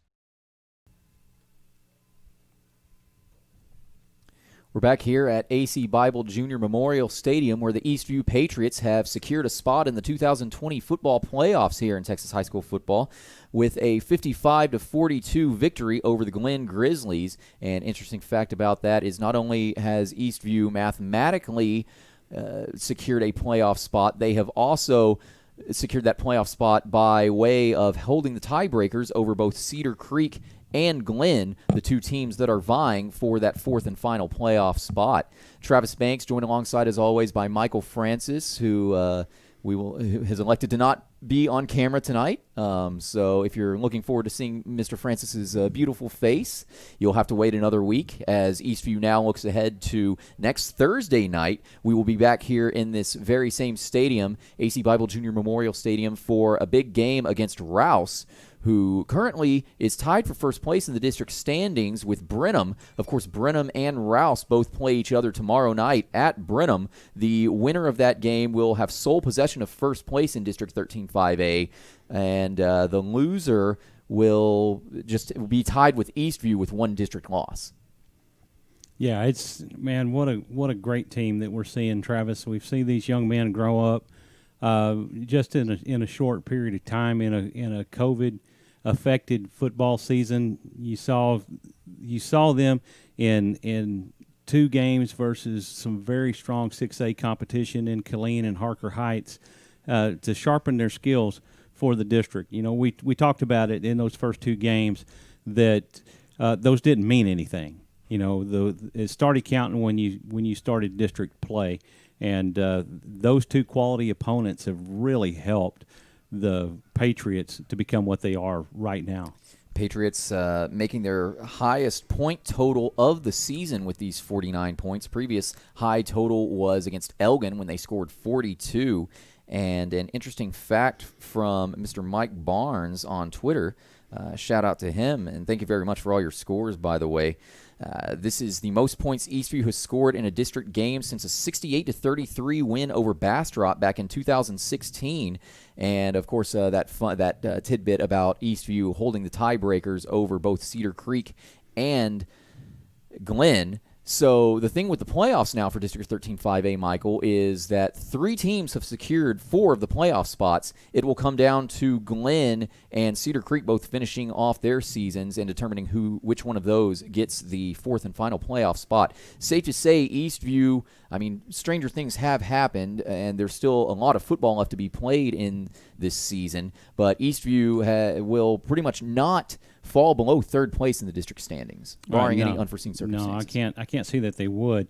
If Eastview happens to finish out the rest of the season undefeated, they will only have 1 loss in the district, and that would be to Brenham, which would put them solely in 2nd place in the district unless somebody defeats either Rouse or Brenham. Well, I mean, if Eastview beats Rouse next week and they, like I said, finish undefeated, and somebody defeats Brenham, then you could see where we could be in a 2-way tie for 1st place.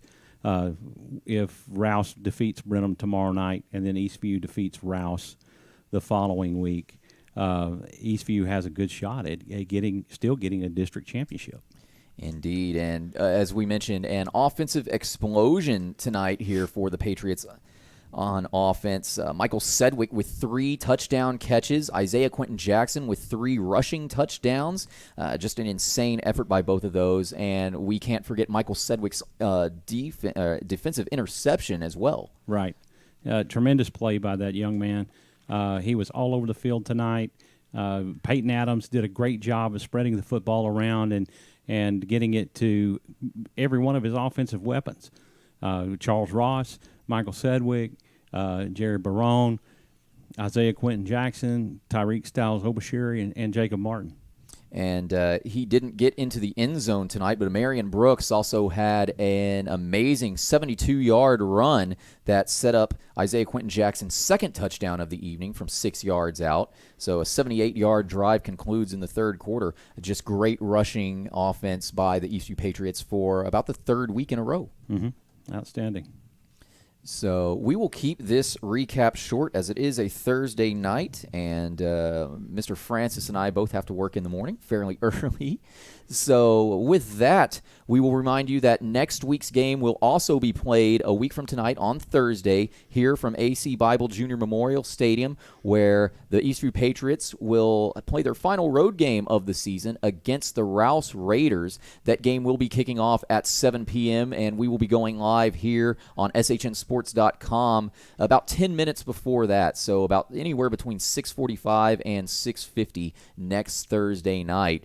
And then, of course, 2 weeks from tomorrow, I should say, so 15 days from tonight, will be the regular season finale and the home finale of the Eastview Patriots against Connolly, but they can't be looking ahead to that. The Patriots need to spend this entire next week focusing on Rouse, because that's going to be a huge matchup. The winner of that game, depending on how the Rouse and Brenham game goes tomorrow night, could determine spot number 2 in the district standings. Spot number 2, or even for a district championship.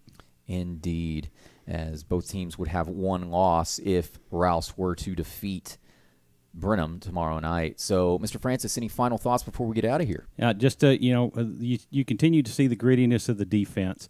Gave up a lot of points tonight on some explosive plays, but there were key moments where they didn't bend and break. They got 2 takeaways, and that was the difference in the ball game tonight. Indeed, it was. The +2 turnover margin, no offensive turnovers by the Eastview Patriots, something Coach Feacock has got to be very proud about. With that, once again, your final score here from Leander, Texas, AC Bible Junior Memorial Stadium, the Eastview Patriots 55, the Glen Grizzlies 42. Eastview secures their first win over the Glen Grizzlies since becoming district rivals. Until next week, he's Michael Francis. I'm Travis Banks. Have a safe weekend, stay safe, and so long from the Lone Star State.